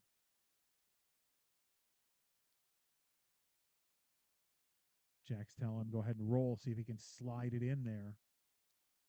And he does. What a bag from Chase Fleischer. Oh my goodness. 2 more for them. Going to put them up on 19. Let's take a look at this. I did not think there was enough room in that hole, but he got this bag up on its side and slide right in there. What a bag.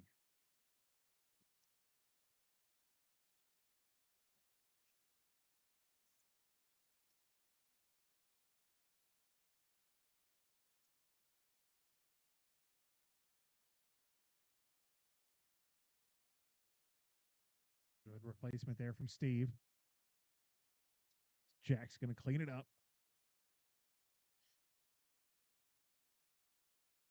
Jack in for the 12. Steve got to be in. Ooh, thought that might hang there for a second. A little bit of slow motion as that bag rung around the right side of the hole, but it did fall. Not much room for error here. As Jack and Jace are sitting on 19. That helps Jeremy take a little bit of the pressure off. He's going to follow him over there. Still hanging in the hole, though. That bag's moving closer. Not going to take much to get that to fall. You don't have to go after it too hard. There you go.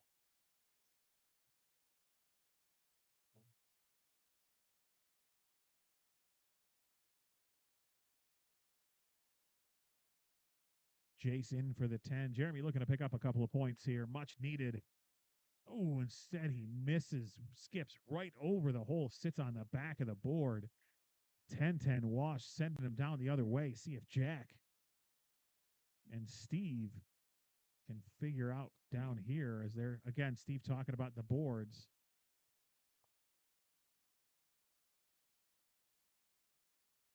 Looks like they are going to make a board adjustment down at that end, move it to the left just a hair.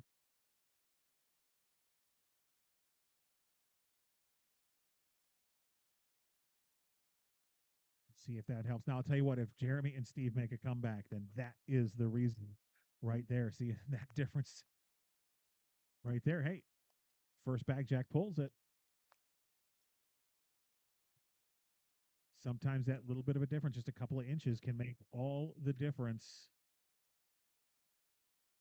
As all of a sudden, Steve Gray has got the board where he wants it, and he's going to catch fire. Opportunity to go in for 4. Ooh, he hangs it, but he does pick up 2. I think we might have a bit of a camera adjustment here. Yeah, give me a second.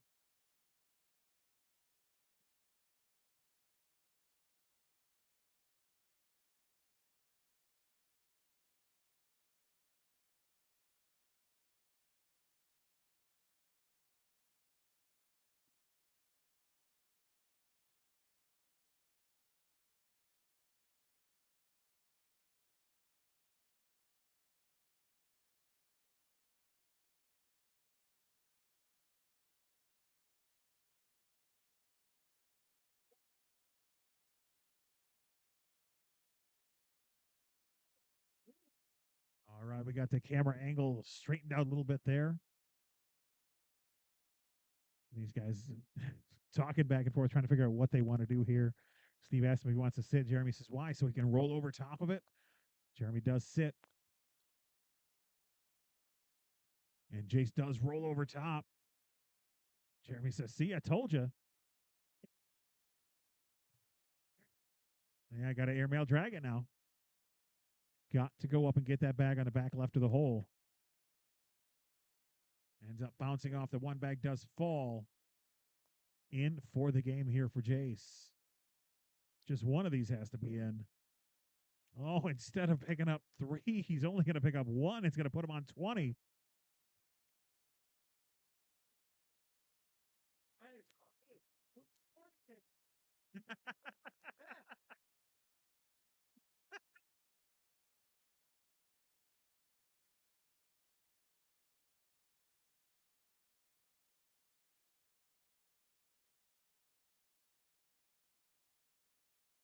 Jack going for the back block, misses a little left there, giving Steve another opportunity here. But Jack's going to step out, try to move this one closer. He's got 2 bags to go get it.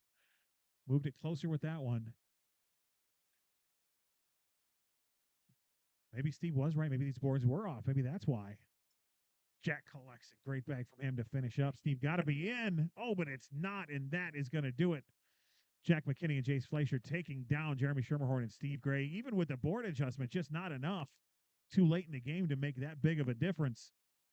Jeremy and Steve taking home 3rd place. Jack and Jace going on to the finals, and we're going to bring you that game here on board 1 in just a few minutes. But first, we talked about Uncensored Cornhole a little bit. Let's take a look at them real quick. These are our friends over at Uncensored, Tony and Jill. Again, you want to have a great time playing cornhole. You want to have fun. You want no pressure. You want a competitive environment no matter what your skill level is. Go see our friends at Uncensored Cornhole here every Friday night. You can also check them out on Facebook at Uncensored Cornhole. You can check them out at uncensoredcornhole.com. And again, every Friday night, they are up here for Redemption Fridays with MotorCity Cornhole at the Ultimate Sports Center. Bags fly at 7. Make sure you get on up here and check him out. And also, he's not here right now, but he was earlier. Our friend over at Johnny Boy Productions, Johnny Kaufman, one of the best photographers, if not the best photographer in all of sports, right here. Does great cornhole shots. You can visit him at Johnny Boy Productions on Facebook, but he also does. I've seen him do football shoots. I've seen him do tractor pulls. I've seen him do car shows, graduation parties, and senior pictures. He does it all. And now, once we get into the finals here, those are going to be brought to you by our friends over at Yo's Cornhole. And you can check them out at yoscornhole.com. Rob and his wife, Nancy, running Yo's Cornhole up there a little further north of us. And they run some great stuff, great tournaments. And last week was a prime example. The Big Freeze Under the Bridge. They ran for us last week and put on one of the best big tournaments this state has ever seen. And every single person I've talked to about it said just how great it was. And of course, next year's is in the books. It is, I believe, almost locked in. It's temporarily set, I think, in the 15th, 16th, and 17th of next January. So you have almost a year to plan. So there's no excuse to not be there as we get into. See if we can find the scoreboard here. There's tier 2, there's tier 3, there's tier 1. Jack McKinney, Jace Fleischer going up against Chase White and Zane Croats. Chase and Zane, of course, sitting in the king seat.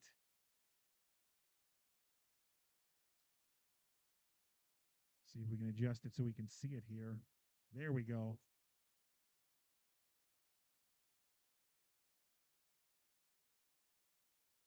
Oh, we're going to start down here at this end. Chase and Zane in the king seat. They will need to be double dipped by Jack and Jace. And of course, these guys trying to make it a little easier on me this time around. We get down at this end, Zane and Jace shooting against each other as, oh, what a bag from Jace to go up and collect everything hanging in the hole. And then, of course, down at this end on the left in the black is Chase White. On the right in his Cornhole ACL Pro jersey is Jack McKinney. We saw him up here last couple of games as he and Jace take an early 4-0 lead. Yeah, don't worry about it. Not a finals game going on. Just go ahead and walk through. That's fine. Don't worry about that at all. We're here for you.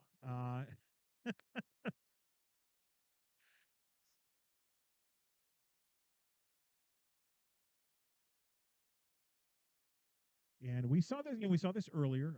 Both the matchup with Jack and Jace playing against each other in the finals in singles, but we also saw Jack. I'm sorry, not Jack. Chase and Jace. Yes, Fleischer and White in the finals of singles, and we see him here again in the finals of doubles. And once again, Chase White has the opportunity to take game one and end it quickly. And Jace Fleischer looking to force a game two and this time try to come out on top.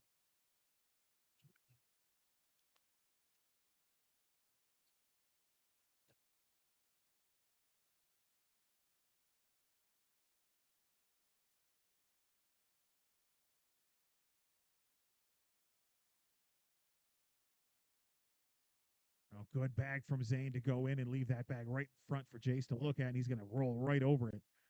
But Zane an opportunity to collect and pick up 4. That's where it is. Beautiful shot from Zane, going to get him right back in the game.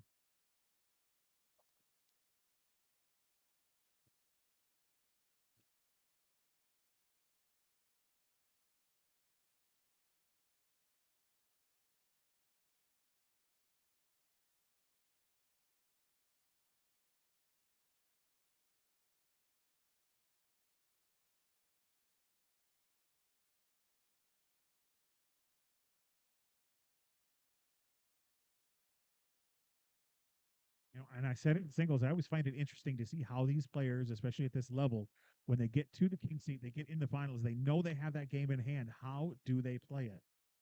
Do you go for the throat right away, or do you kind of, not that you take a game off, because I don't think any of these guys at this level take a game off, but do you maybe subconsciously not go after it as hard as you might if it was an elimination game, which this for Chase and Zane is not. Ooh, as Jack misses that one off the side of the board. That's going to be 3 more for Zane and Chase.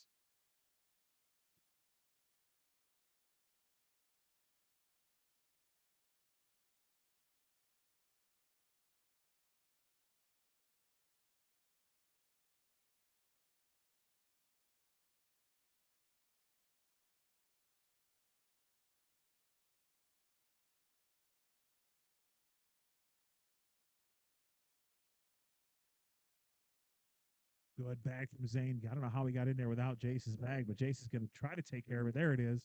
Ends up leaving one in front for Zane to look at. He's going to replace it. Now, Zane, if he wants points, going to have to go up and over. How about a round instead? Picking up 2. As that bag hung there for a second before finally falling.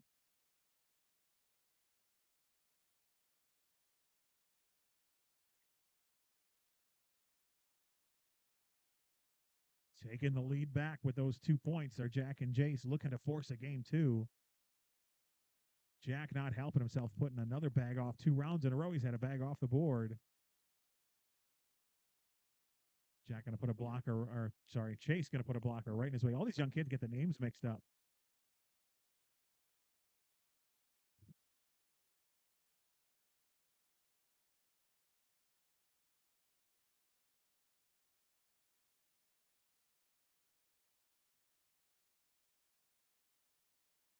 Good job from Chase to bring that bag closer. He can go up and get it if he wants. Jack's going to make it easy and go in with it for him. Chase in for 5. There it is. Beautiful bag from Chase Wright. Good round, picking up 5. Going to take him up 12-8 now.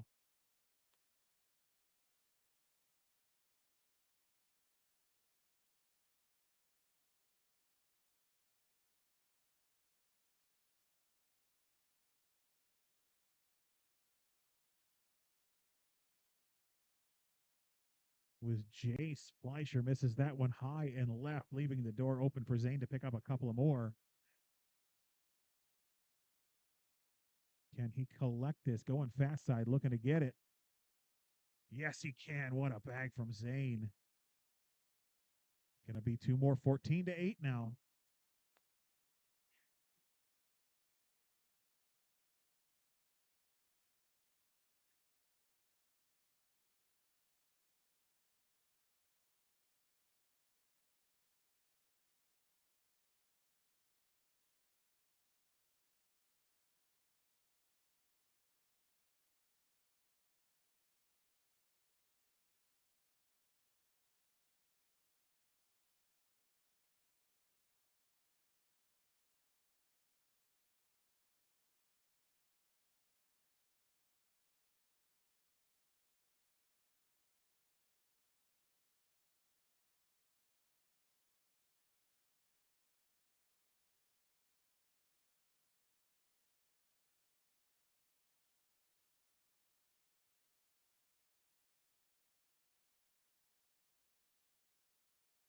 Chase in for the 12. Can Jack match?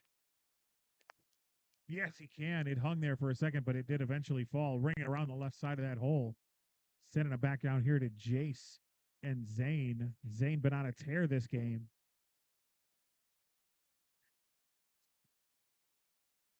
Keeps it up with a nice, great block right there in front. Jace sits next to it. Not what he wanted. I think he was looking to roll over there. Now he's got that bag off to the right. Zane's going to make it hard for him to get it. Another roll from Zane. A great, or from Jace, I'm sorry, and a great shot from him. Zane clogging up the front. Jace going fast side. Ooh, knocks his out, and Zane's in. Can Zane clean up here for at least 4? Yes, he can. It's going to be 18-8 now. Chase and Zane. I got the names right that time. They are up 18-8. They are, of course, sitting in the king seat. 3 points away from taking home the doubles championship and a double dip for Chase White. Already taking home the singles championship. Looking to finish out here with a doubles championship as well. And I'm not sure. I got to look, but it looks like tier 2 and 3 may still be rolling in doubles. If they are, I'm going to check with the directors here and see if we can't bring you the finals for at least tier 2 if they're still playing when this is over. So don't go anywhere. I'm going to give some screen time to tier 2 here. Ooh, Jack misses that select and bounces off to the side. Chase looking to come down hard on the board and knock it off. It is sitting on the fast side. Jack has to be in here. Somehow that bag on the slick side hangs on to the back of the board. Going to give 2 more to Zane and Chase.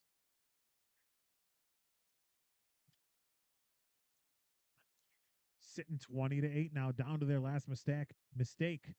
Jack and Jace cannot afford to miss another bag.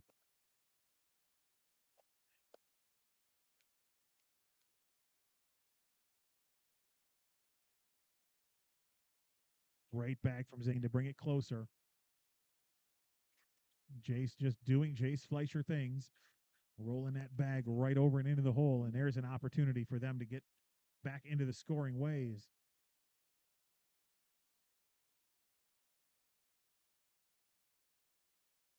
Zane collects 1, leaves 1 on the board. Can Jace pick up 2 points? Yes, he can. Get them into double digits, now down 10, but with only 1 point away from a Chase and Zane victory.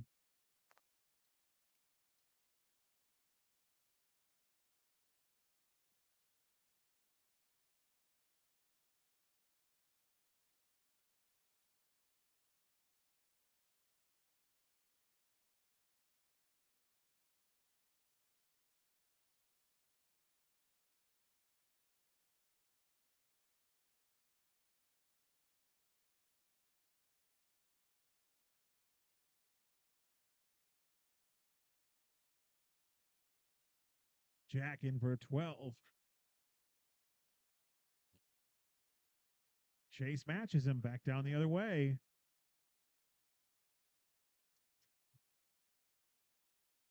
Jay scored last. He's going to have first bag here. Try to put the pressure on Zane. See what Jace can do with it. Good block from Zane right in Jace's way. But of course, Jace is just going to try to roll over top, and he does. I don't know what the point of trying to block this kid is. There's not much he can't do.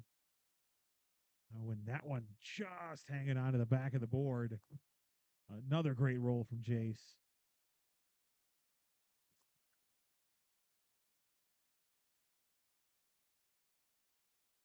And another one, 3 in a row from Jace Fleischer, rolling over that block. Can Zane clean it up? Oh, he can, but he misses with the bag in hand. Going to give 4 to Jason Jack there. They're climbing back in this one. They're not done yet. 20-14. Got to be perfect.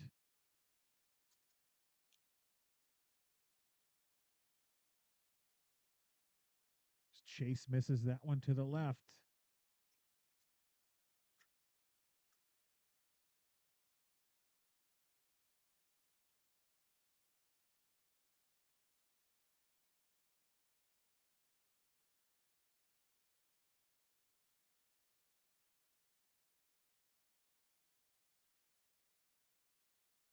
Chase here, if he goes up and gets both of those bags, that is game over.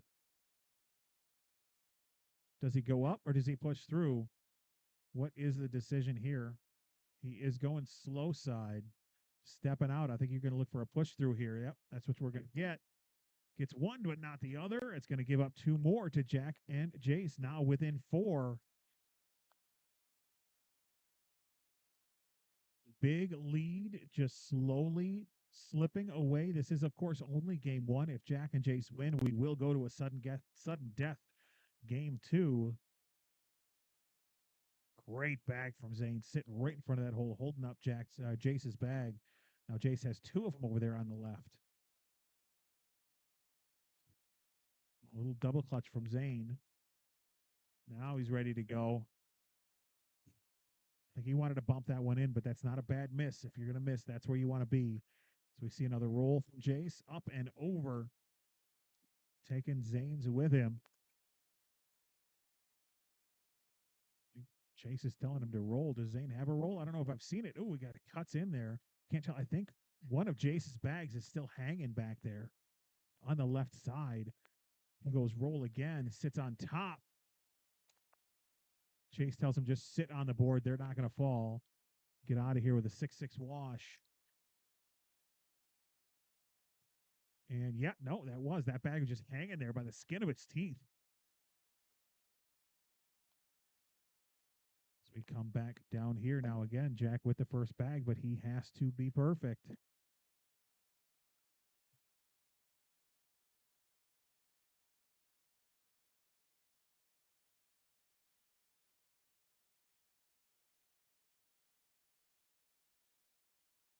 Chase is going to force the issue, try to make a mistake as he puts that block right in front, and then Jack's going to sit right next to him. Both of their bags in their own lanes here. Chase with a beautiful roll bag up and over the pile. Jack going push, and he gets the collect.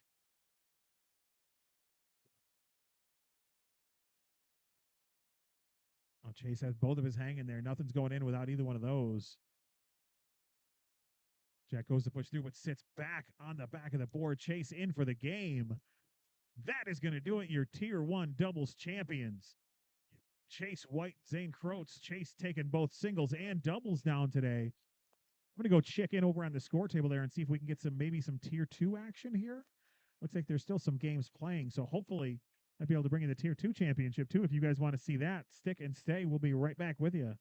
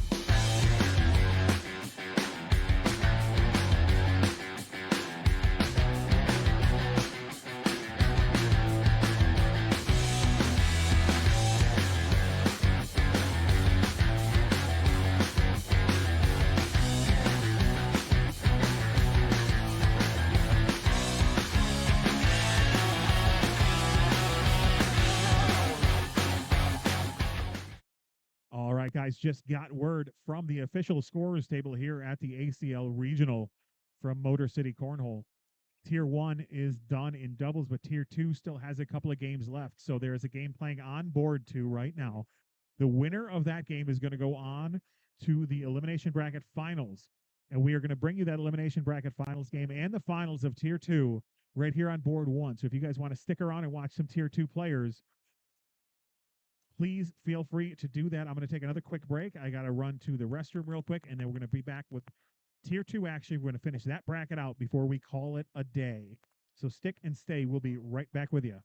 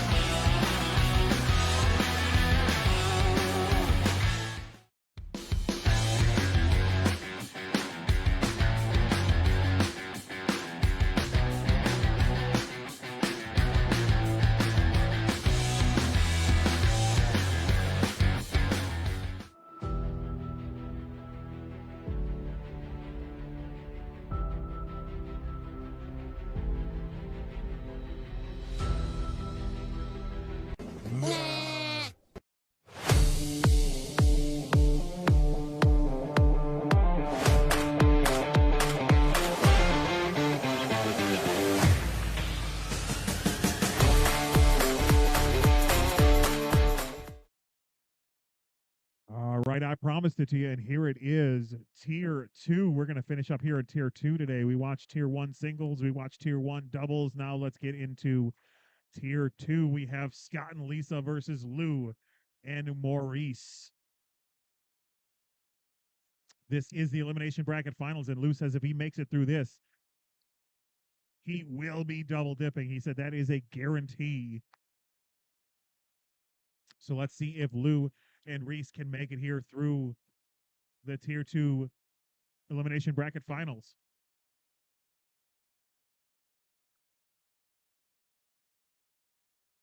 Throwing like that, he just might. Good thing that's the down and back.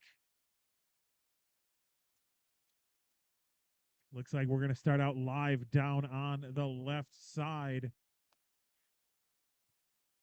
with Maurice and Lisa. There is the bag spin. There is the knuckles. Look like Reese is going to get first bag. That is Lisa there on the left. Maurice on the right. Here we go. Tier 2 finals. Sorry, Tier 2 elimination bracket finals.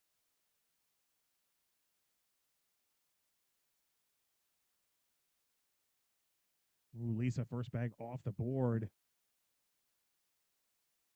Maurice looking to take advantage. That's 2 now. 1 left, 1 right. Maurice with the collect.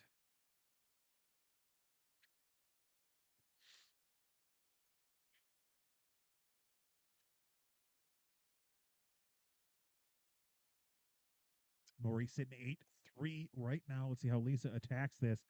She's looking for that cut. She doesn't get it. 8 on 4. First points of the game going to Lou and Maurice.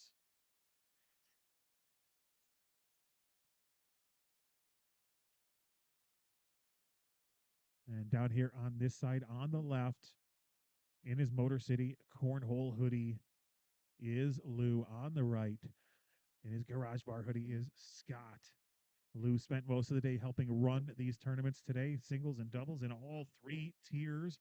Been working hard behind the desk, making sure everybody's games were moving along quickly. And now he is on the boards here in Tier 2, trying to get into the finals.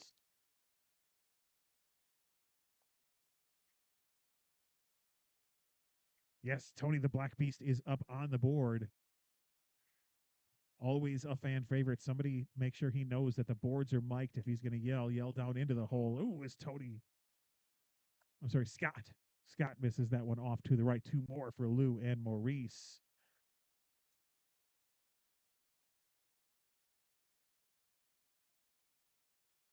We haven't seen Maurice too much on the live stream, so I don't know how active and loud he's going to be. Normally, you can hear him from all the way across whatever venue you happen to be in.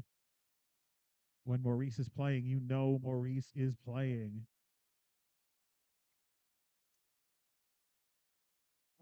We've had a couple other firsts on the live stream today. This is going to be the first for both Lisa and Scott as Maurice throws that one off the back of the board. Lisa helping him out over there on the right side. Maurice in for a 9. Lisa looking to limit the damage here. Go in for an 8. See if she can get that bag on the back of the board to hang on. Ooh, she doesn't. Gets it to knock off. 9 on 7. 2 more for Lou and Reese.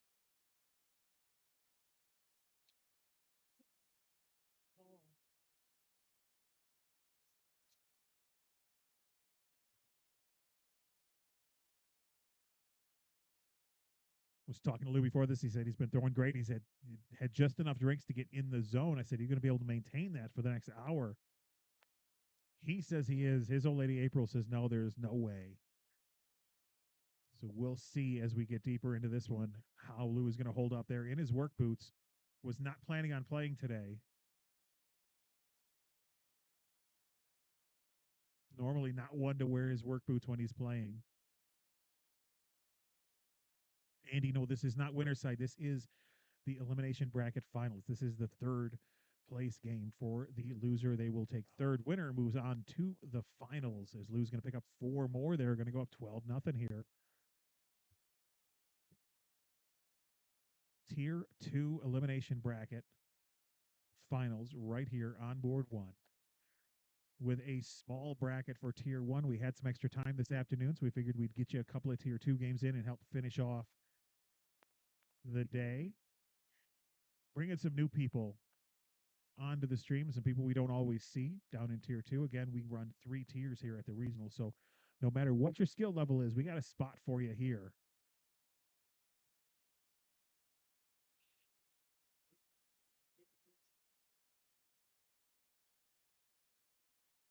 And looking at the bracket, it looks like the winner of this game is going on to play Bryce Ott and Dave Smalley in the finals. They are sitting in the king seat right now. I can see them over on board 3 warming up right now, trying to keep their arms loose, ready to go. They're going to face the winner of this match here. Of course, they are in the king seat, so they will need to get double dipped, and those are 2 really, really good players. So whoever wins this one is definitely going to have their work cut out for them. As looks more and more as this game goes on like it will be Lou and Maurice, but don't count out Scott and Lisa just yet. We've seen bigger comebacks today.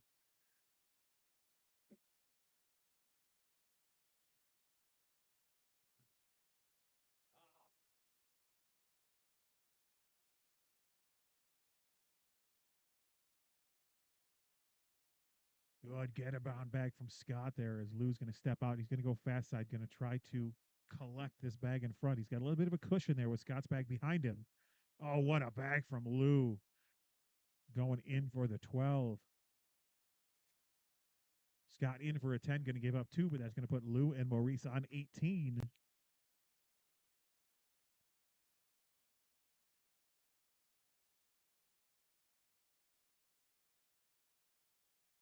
Lisa now got to be careful here. Got to keep all her bags on the board.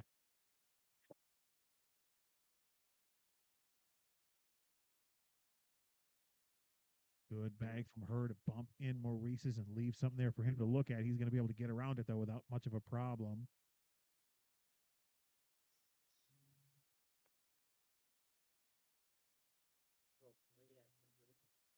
Ooh, now Reese going to miss that one high and left. Lisa high and right.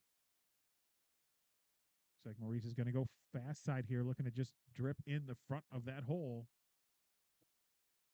In for the 10, a little bit of a bully on Lisa's bag, making sure that it's not going to fall. She's got to be in here, and she's not, and that is going to do it. Lou and Maurice going to take down Scott and Lisa here in the elimination bracket finals for tier 2. And with that, we are quickly on to the elimination bracket. I'm sorry, to the finals at tier 2. We're going to get down to the finals. We got Bryce and Smalley sitting in the king seat. They're going to play Lou and Maurice as soon as we get back. Don't go anywhere.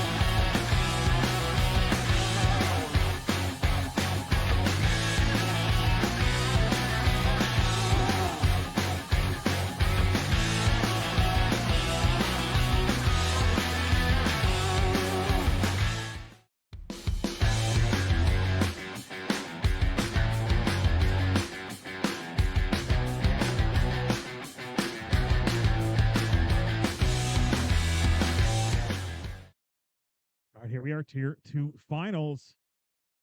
Tier 2 finals, Lou and Maurice versus Dave Smalley and Bryce Ott. We just saw Lou and Maurice in the last game there of the elimination brackets for tier 2. Now we are up here in the finals. Dave and Bryce sitting in the king seat. They will need to be double dipped, and by just about everybody in the room here, I can tell you that these two are the current favorites to take down the championship. Lou and Maurice do have their work cut out for them here if they want to win this one. Quick little tablet change for Lou there, making sure they can get the score in here properly. We're going to start down here on the left side, and they're on the left. In his green and black Caddyshack Cornhole Customs jersey is Bryce Ott. On the right, in all black, is the Black Beast. That is Maurice Chapman.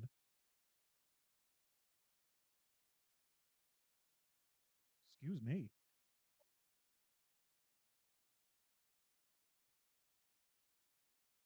Oh, great bag from Bryce to get up and in without taking anything else with him.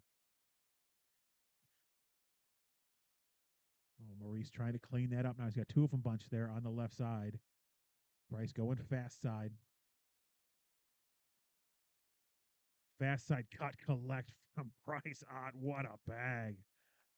Maurice looking to clean up as well, and he does.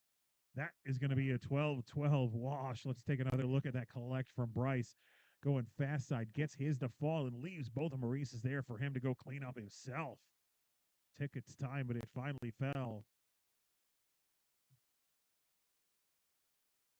Now down on this side, we saw Lou last game there on the left. On the right in his Yo's cornhole hoodie. That is Dave Smalley, a.k.a. Smalls. And if I'm not mistaken, if you look closely, you just might see a what a bag cornhole hat on his head. Ooh, big airmail from Lou up and over the blocker.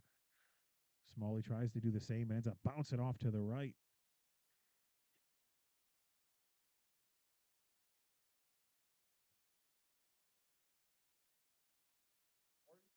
Romeo hopping in the chat asking about Friday night. Yes, Lucas was throwing really well on Friday. Ended up taking down first place in the lower bracket on Friday night. Go back in Scoreholio and look at those PPRs, and for him, he was shooting mid fives all game for Lucas, for somebody who doesn't really practice all that much, doesn't really play all that much, to come out once a month and throw mid fives as at 10 years old. Man, that kid was absolutely killing it. But that's why we come out to those events like Redemption Fridays here at the Ultimate Sports Center, Redemption Bar with Uncensored Cornhole, is because there is a spot for everybody, no matter what your skill level is. Bryce is going to go up and try to get this. Ooh, ends up bouncing off the back and giving Lou and Maurice three more.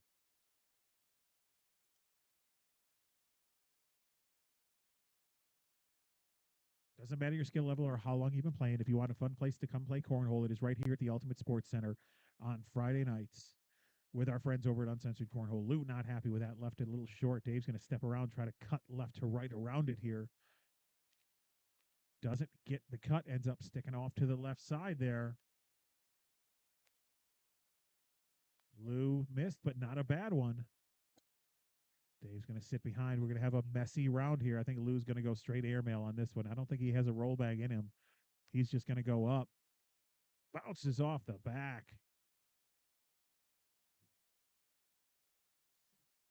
Smalls goes fast side, and that time he gets that bag to cut, gets it to move the way he wants it into the hole. Lou going up again. That time he hits it. Not enough for the drag, but he does get the airmail. Can Smalley pick up three here? No, he's only going to get one.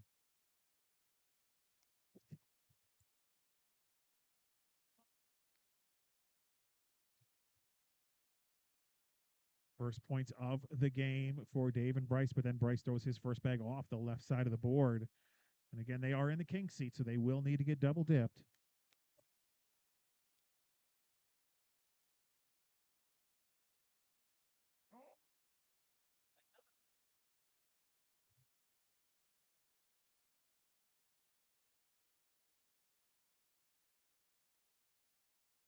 Bryce in for the 7. Maurice looking to do the same. There it is, a nice 7-7 wash to finish off that round.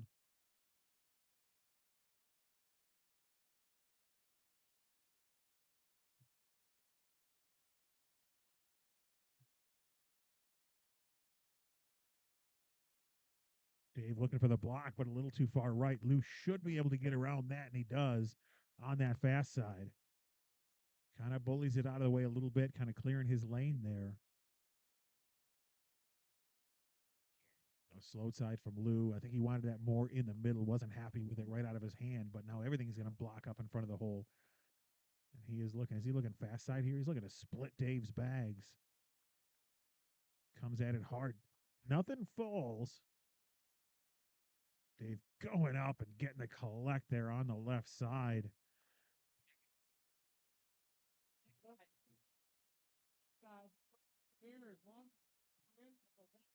Matt Murray's telling him he goes slick side. You go in, it's a wash it worse. If you can take just yours, you'll pick up a couple. Oh, instead he ends up taking one of Dave's two. Going to give up 2 points there. Yes, that's right. That's page one.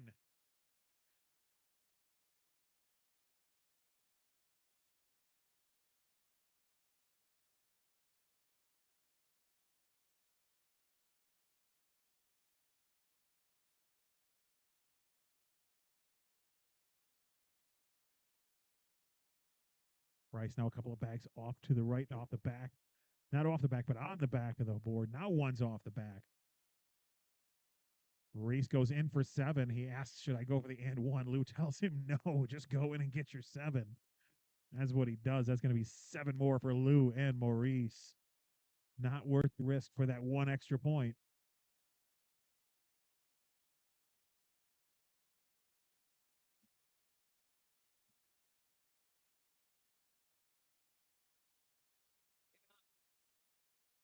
Good bag for Lou. I think he wanted a little higher, a little closer to the hole, but it is a good V block right there in front of the hole.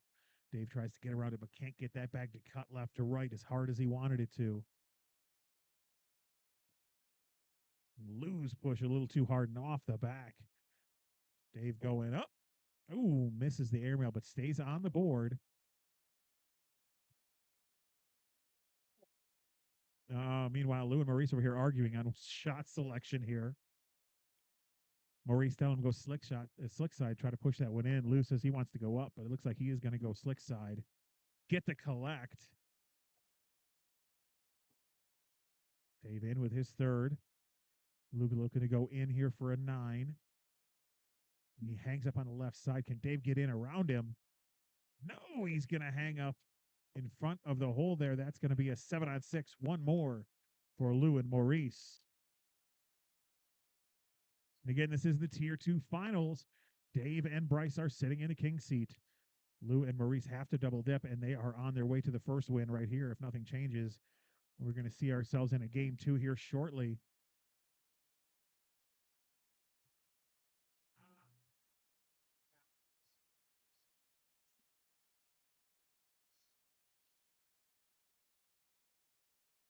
That bag on the slow side, it is a sticky bag, but Bryce is able to get it without having to go up for it. Maurice in for the 10. Bryce looking to pick up 2. Yes, sir.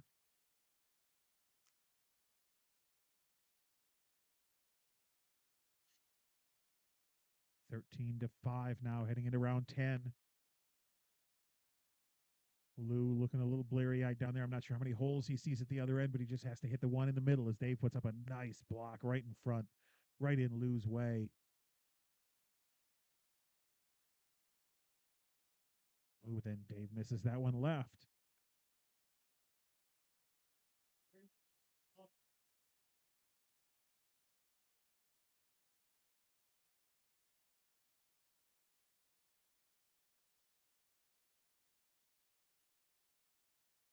Dave in for the 10. Lou looking to match. No, he gets it. He's out of his hand. I don't know if you could hear it out of his hand. He said, I missed. He thought that bag was way off. It ends up with just enough to get into the hole for a 10-10 wash.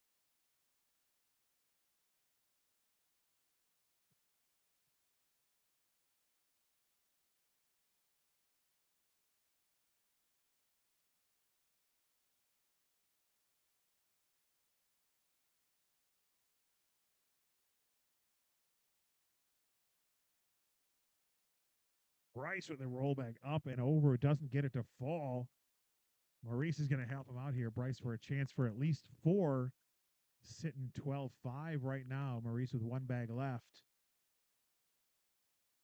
And it's going to be four more for Dave and Bryce, sitting now 13-9 as they get their way back into this one.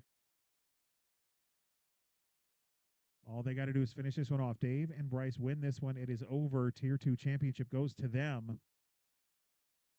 Lou and Maurice win. We are going to a game 2. Lou said it earlier before we started. He said he's going to double dip these guys, so we'll see if he's got it in him or not.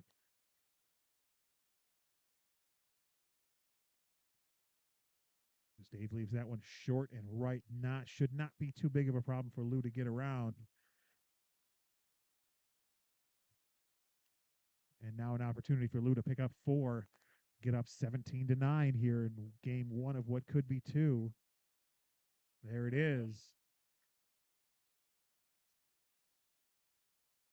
Now Bryce at this end and Maurice giving each other everything they have. Bryce so far has been coming out on top. Let's see if that trend can continue. Maurice with the first bag, and it is off right. Bryce going to follow him over there, but his is hanging. He can go get that one. So that bag moves a little. He might not have to go all the way up to get it. Just a normal bag in, get a piece of it. It might fall.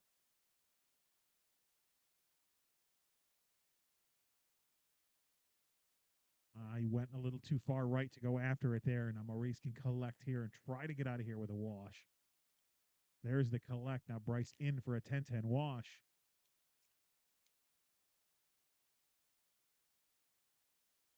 Lou picked up 4 points from this end last round, 4 more, and we head to game 2. Let's see if he can do it again.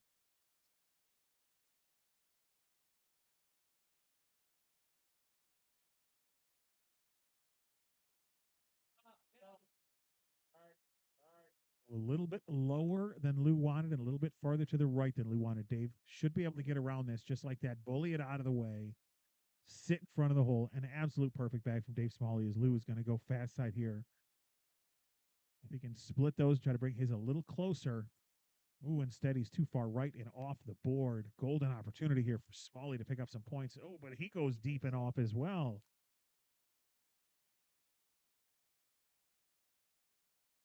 Good bag from Lou there to clog the hole up. Dave's going to try to sit behind, and again, a little too far right. Now Maurice is telling him slick side right through it. Just like that. Dave needs to get in here for the wash. Rings all the way around, but does fall with those jokers. Hey, Maurice, you got to yell that into the board. The mic's under the board. And this is going to be the last couple of games, last game or possibly 2 of the night. Bryce goes in with his first. Maurice now 2 left. 2 on the left and 2 left in his hand to throw.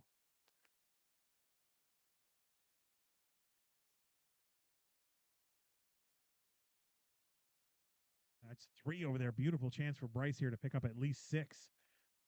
If he can go in with 1 more bag. Well, Maurice wasn't happy with it, but it did find its way into the hole, and that is going to be 6 for Bryce. All of a sudden from 17-9 to 17-15.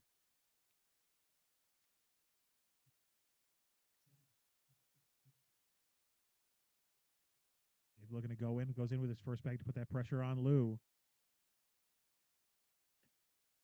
Oh, and Lou short boards it. Big opportunity here for Dave Smalley to take the lead. Keep this from going to a game 2.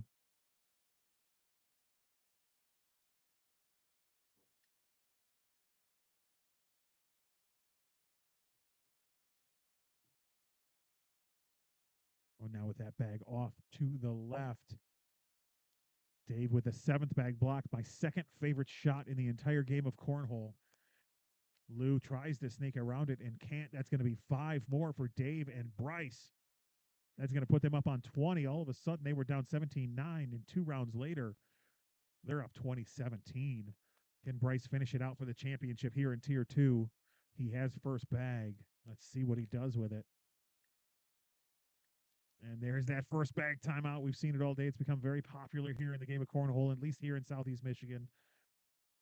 As soon as your opponent throws the first bag, you call timeout, you go down, you have a drink, you talk with your friends about it, you see what you're going to do, you take a breath. Dave and Bryce not going to be intimidated by this tactic from Maurice. Chuck says, whatever you did, your video and audio has been awesome. Now, thank you. We made a few adjustments here. We're constantly trying to adjust and make sure things are good. This building, I got to tell you, it is an old building and built well before Wi-Fi was a thing. And so it doesn't do the best with Wi-Fi, but we got some workarounds that we got in place to make sure that at least for the rest of the day, we got you some good cornhole action. I know we were a little bit iffy there in singles for a while, and doubles started off rough. But one thing that you will find out about me is even if I start rough, I always finish strong. Just like Bryce did there with his fourth bag in. Maurice has to be in. Oh, he thought he missed it out of his hand. He said, no, I missed it. And somehow he gets into the hole. Twice now, Maurice has done that. Oh, right here. Don't miss one.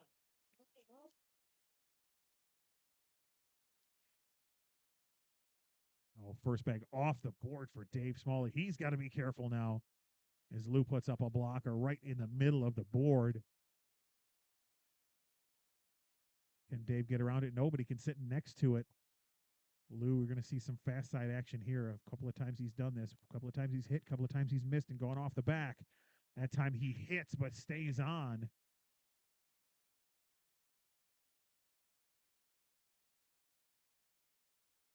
Dave is sticking with the slow side. He is going to go up. He's going to bump into it. Now Lou is probably going to sit right behind here and force Dave into an airmail.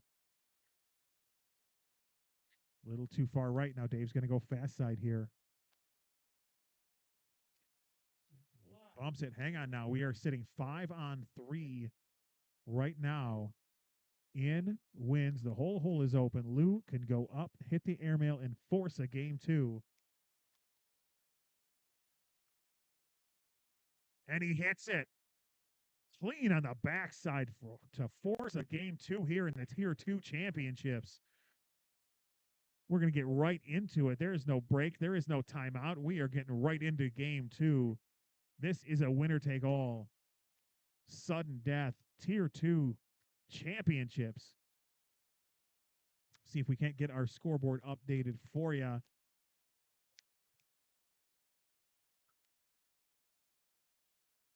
Doesn't matter what happened the rest of the day. Right now, all that matters is the bags in your hand. Winner take all. Tier 2 championship on the line. It's Maurice in 12-on-3 on the board right now. Going to be a 12-on-6, 6-0 early. We are working on getting that scoreboard up for you. There it is. We got it back.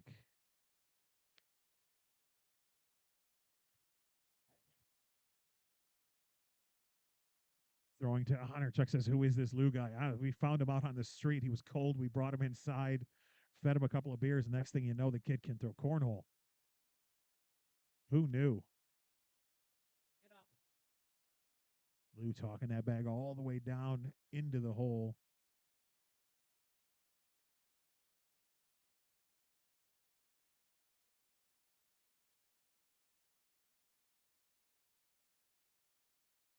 Smalley going fast side, looking for the collect here. Moved it closer. Didn't quite get it to go. Can Luke get around it here? In for a 12. Nope, sits behind it. Not a bad miss if you're going to miss. Dave has a decision, try to push through all of it and clean it up or go up for the airmail. He decides to go up.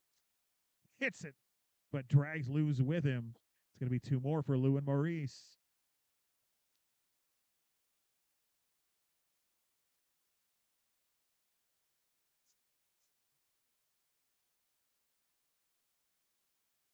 Very similar start here to what we saw in game one. Bryce and Dave made a comeback there in game one, but it just wasn't enough in the end. Lou and Maurice forcing a game two.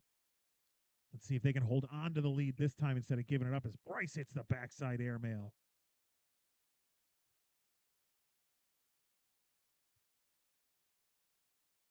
Good bag from Maurice. It did bounce off, but he cleaned up everything in front. He is in now for a 10. Bryce looking to get the first points of the game, and he does for him and Dave. 8-2 now.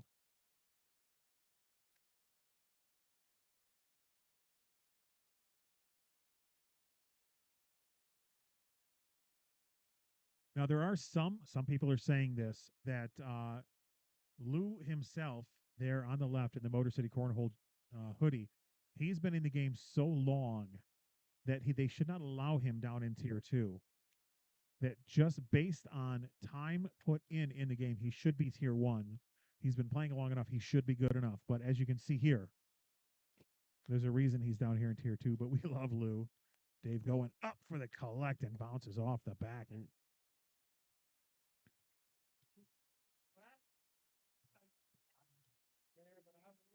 They discuss what to do here. Lou wants to clean everything up. Maurice tells him.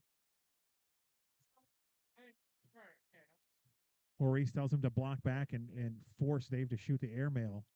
So what Lou does not want is Dave to shoot another airmail. But here we go. We're going to get it. And he hits it with a big collect. Now, Lou can limit the damage here. Dave does have one off. He can collect one of those bags in front. Only give up one. Ooh, instead he bounces off.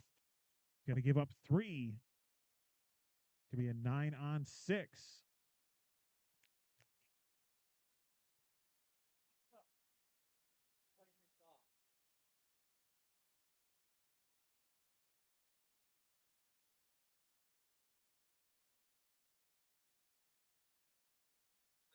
Bryce with a block in Maurice's lane, forces Maurice off to the left, and now Bryce is going to follow him over there, but sit right in the hole. That is a great bag to leave your blocker there in Maurice's way. Bryce looking to roll here, gets up, and it does roll, but it doesn't fall. It does knock Maurice's bag in. Maurice going to go slick side here, going to go right through the middle, try to collect his and Bryce's in front. Bunches everything up. Bryce's bag does fall. We're going to get another roll attempt here from Bryce, who ends up knocking his own off the back. Sitting 5-on-4 right now. Maurice with one bag left in his hand. He wants to go down and take a look at it.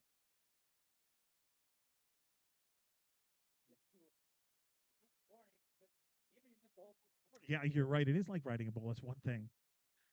Riding a bike. Did I say bull? I meant bike. Riding a bike. Yeah, no, that's the thing. Once you learn this game and once you get that muscle memory down, you can take some time off. You might not be as great as you once were, but you can still come back and throw pretty well. And Lou is a prime example of that right here as Maurice goes for the big push. Gets everything but Bryce's bag to fall. What a bag there from Maurice. What a bag indeed. He's going to pick up 8 in that round and go up 16-5 now in this winner-take-all game 2 here in the Tier 2 championships. But again, this is about where we were last game in game 1, and Dave and Bryce made a run and came all the way back and almost won game 1. So let's see if Lou and Maurice can hang on again, or if Dave and Bryce can complete the comeback.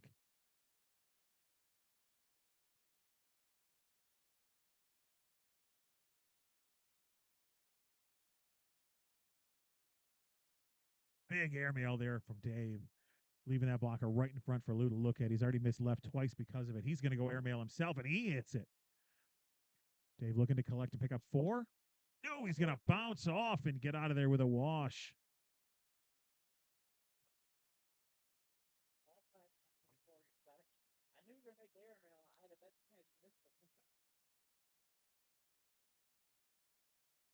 Now we saw a big round from Maurice down here last time. See if he can do it again. Just 5 points away from ending this one.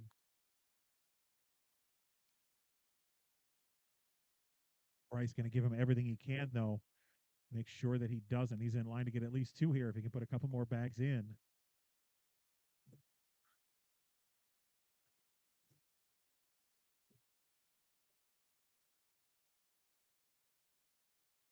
Oh, but he leaves his fourth bag right, and that's going to get a wash out of that one. Maurice Lucky putting his first bag off to the right.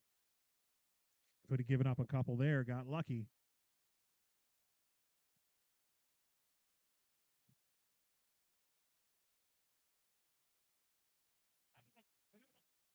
When Lou off the right side of the board just completely misses the flat part of the board, catches that right rail, and sends it off onto the ground.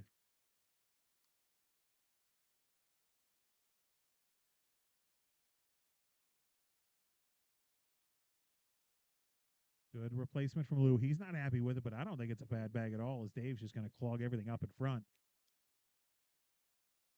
Lou going to sit behind and force Dave to shoot the airmail, which we know he loves to do. Oh, and bounces off for a wash. Another opportunity for points. Just missed. That bag was just a bit short. Bounced off those bags in front and off the back of the board.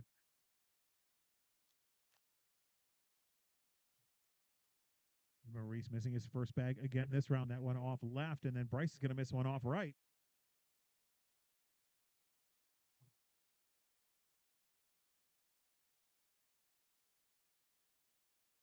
Both players in with their second.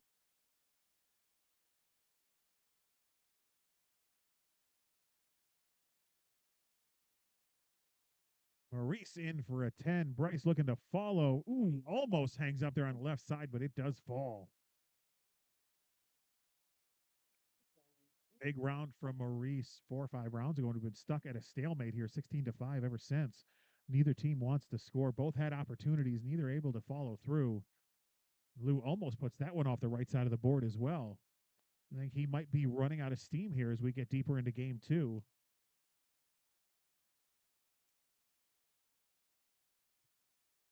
Ooh, airmail from Dave misses deep. Push from Lou too far left.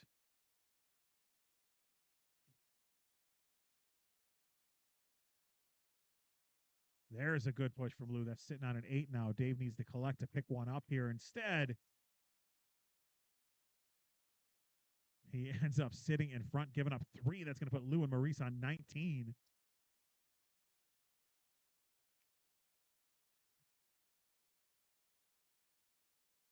All right, Dave and Bryce have their work cut out for him down here 19-5. We saw him make a comeback in game one, but I'm not sure if they have enough in them to come back from 19-5.